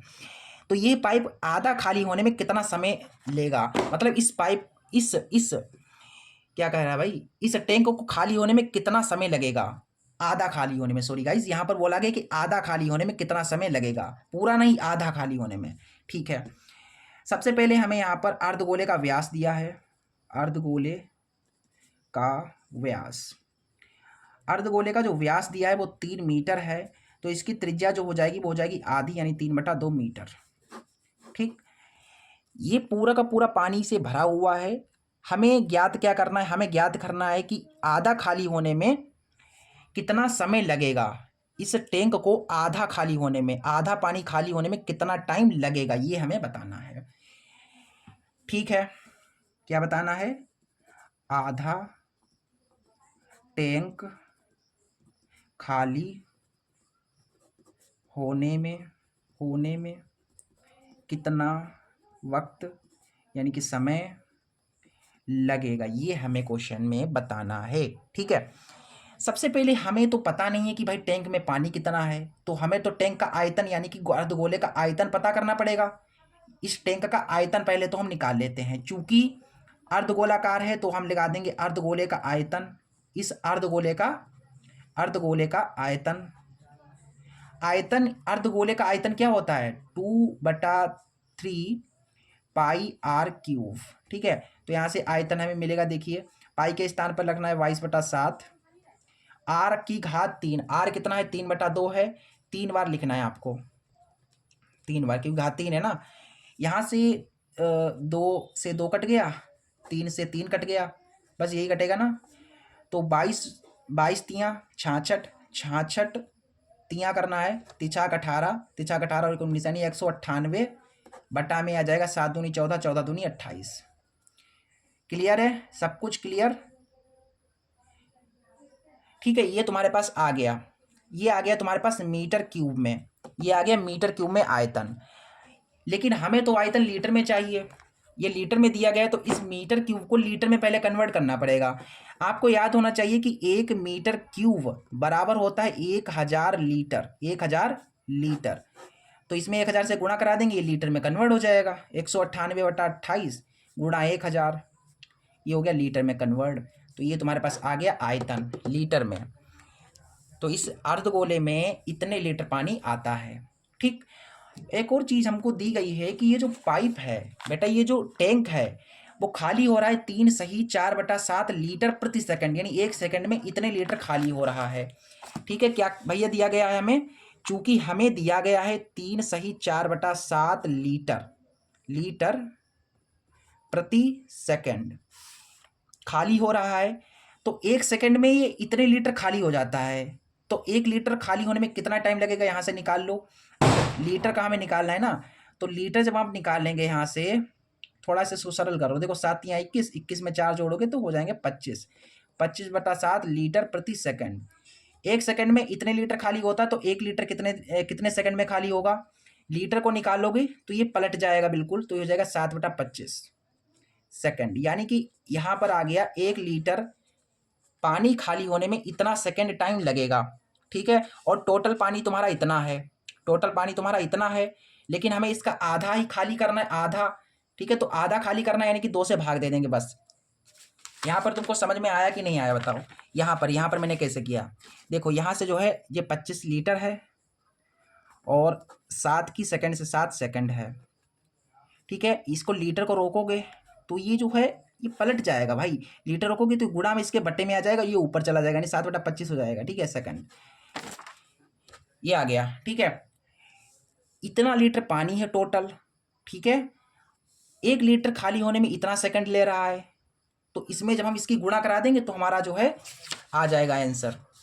इसलिए आधा टैंक खाली होने में समय देखो यहाँ पर समय कैसे निकलेगा, टोटल पानी कितना है बताओ मुझे, टोटल पानी इतने लीटर है, 198/28 गुणा 1000 इतने लीटर है। ठीक है, लेकिन हमें आधा पानी खाली करना, इसलिए हमें करना पड़ेगा इसका आधा। ठीक, आधा कर लिया तो आधा पानी आ गया, ये आधा पानी। ठीक है, और एक लीटर पानी इतने सेकंड में खाली होता है, तो इतने लीटर पानी कितने सेकंड में खाली होगा, गुणा करानी पड़ेगी, इसमें गुणा करा देंगे 7/25 से, क्योंकि 1 लीटर पानी इतने सेकंड में खाली हो रहा है, तो इतना लीटर पानी कितने सेकंड में खाली होगा, गुणा करनी पड़ेगी। ठीक है, गुणा करा देंगे तो हमारा जो है आंसर आ जाएगा। देखिए ये तुम्हारा जो है इसकी गुणा इधर हो जाएगी, देखो ये कट रहा है, 2 एकम 2, 2 चौक 8, 2 पंचे 10 यानी 500। फिर और काटना चाहें तो उसे तो काट सकते हैं, 2 सते 14, 2 सते 14 हो गया, 2 दूना 4, ये 250 आ गया, यानी कि 198/7 गुणा 250 बटा में तुम्हारे पास है 2, फिर गुणा में है 7/25। ठीक, इसकी गुणा इससे हो जाएगी, 198 की 250 से गुणा हो गई, 7 एकम 7 हो गया, 2 नीचे है, ठीक है, तो ये गुणा कर लेगा ऊपर, ठीक है, और गुणा में तुम्हारा 7/25 चल रहा है, सॉल्यूशन कर रहा हूँ मैं, ठीक है।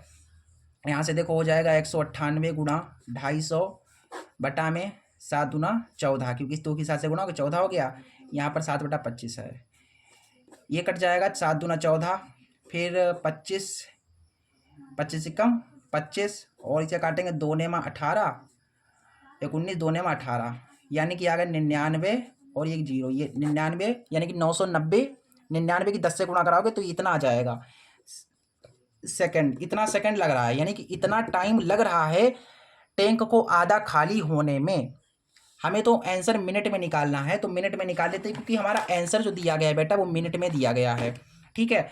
तो हम क्या करेंगे, इसे मिनट में बदलने पर बदलेंगे तो 60 से भाग करना पड़ेगा हमें, सेकंड को मिनट में बदलना है तो 60 से भाग कर देंगे तो ये हो जाएगा मिनट में, 0 से 0 कट गया, 6 की गुणा करा तो 6 कम 6, 7 8 9, 6 छंग 36, 37 38 39, 16.5 आ गए तुम्हारे पास, ठीक है। कितने आ गए, 16.5 मिनट लगेंगे इसे खाली होने में, यानी कि टैंक को आधा खाली होने में इतना टाइम लगेगा। अब कुछ बच्चे कहेंगे कि सर आंसर हमें दिया गया है 33 मिनट। बेटा ये जो 33 मिनट दिया गया है ये पूरा टैंक खाली होने का इन्होंने दे दिया, हमें आधे का निकालना है भाई। अगर ये आधे टैंक खाली होने का टाइम है भैया, आधा टैंक खाली होने का टाइम है, उस उन्होंने 33 दे दिया पूरे टैंक खाली होने का। भैया 16.5 लग रहे हैं आधा खाली होने में, तो 16.5 का दुगुना कर दोगे तो 33 आ जाएंगे, 16.5 का दुगुना करोगे 33 आ जाएंगे, आधे का निकाला, यही तुम्हारा आंसर होगा बेटा, ये तुम्हारा आंसर है बिल्कुल करेक्ट, ठीक। इस तरीके से हमने आपका जो सेट 5 जो था बेटा उसको कंप्लीट सॉल्व करा दिया, सेट 5 HZ पूरा कंप्लीट सॉल्व करा दिया है। अगले वीडियो में हम 2024 का सेट 6 आइए सॉल्व करेंगे, ठीक है। मिलते हैं अगले वीडियो में, तब तक के लिए नमस्ते, जय हिंद, जय भारत, सत श्री अकाल।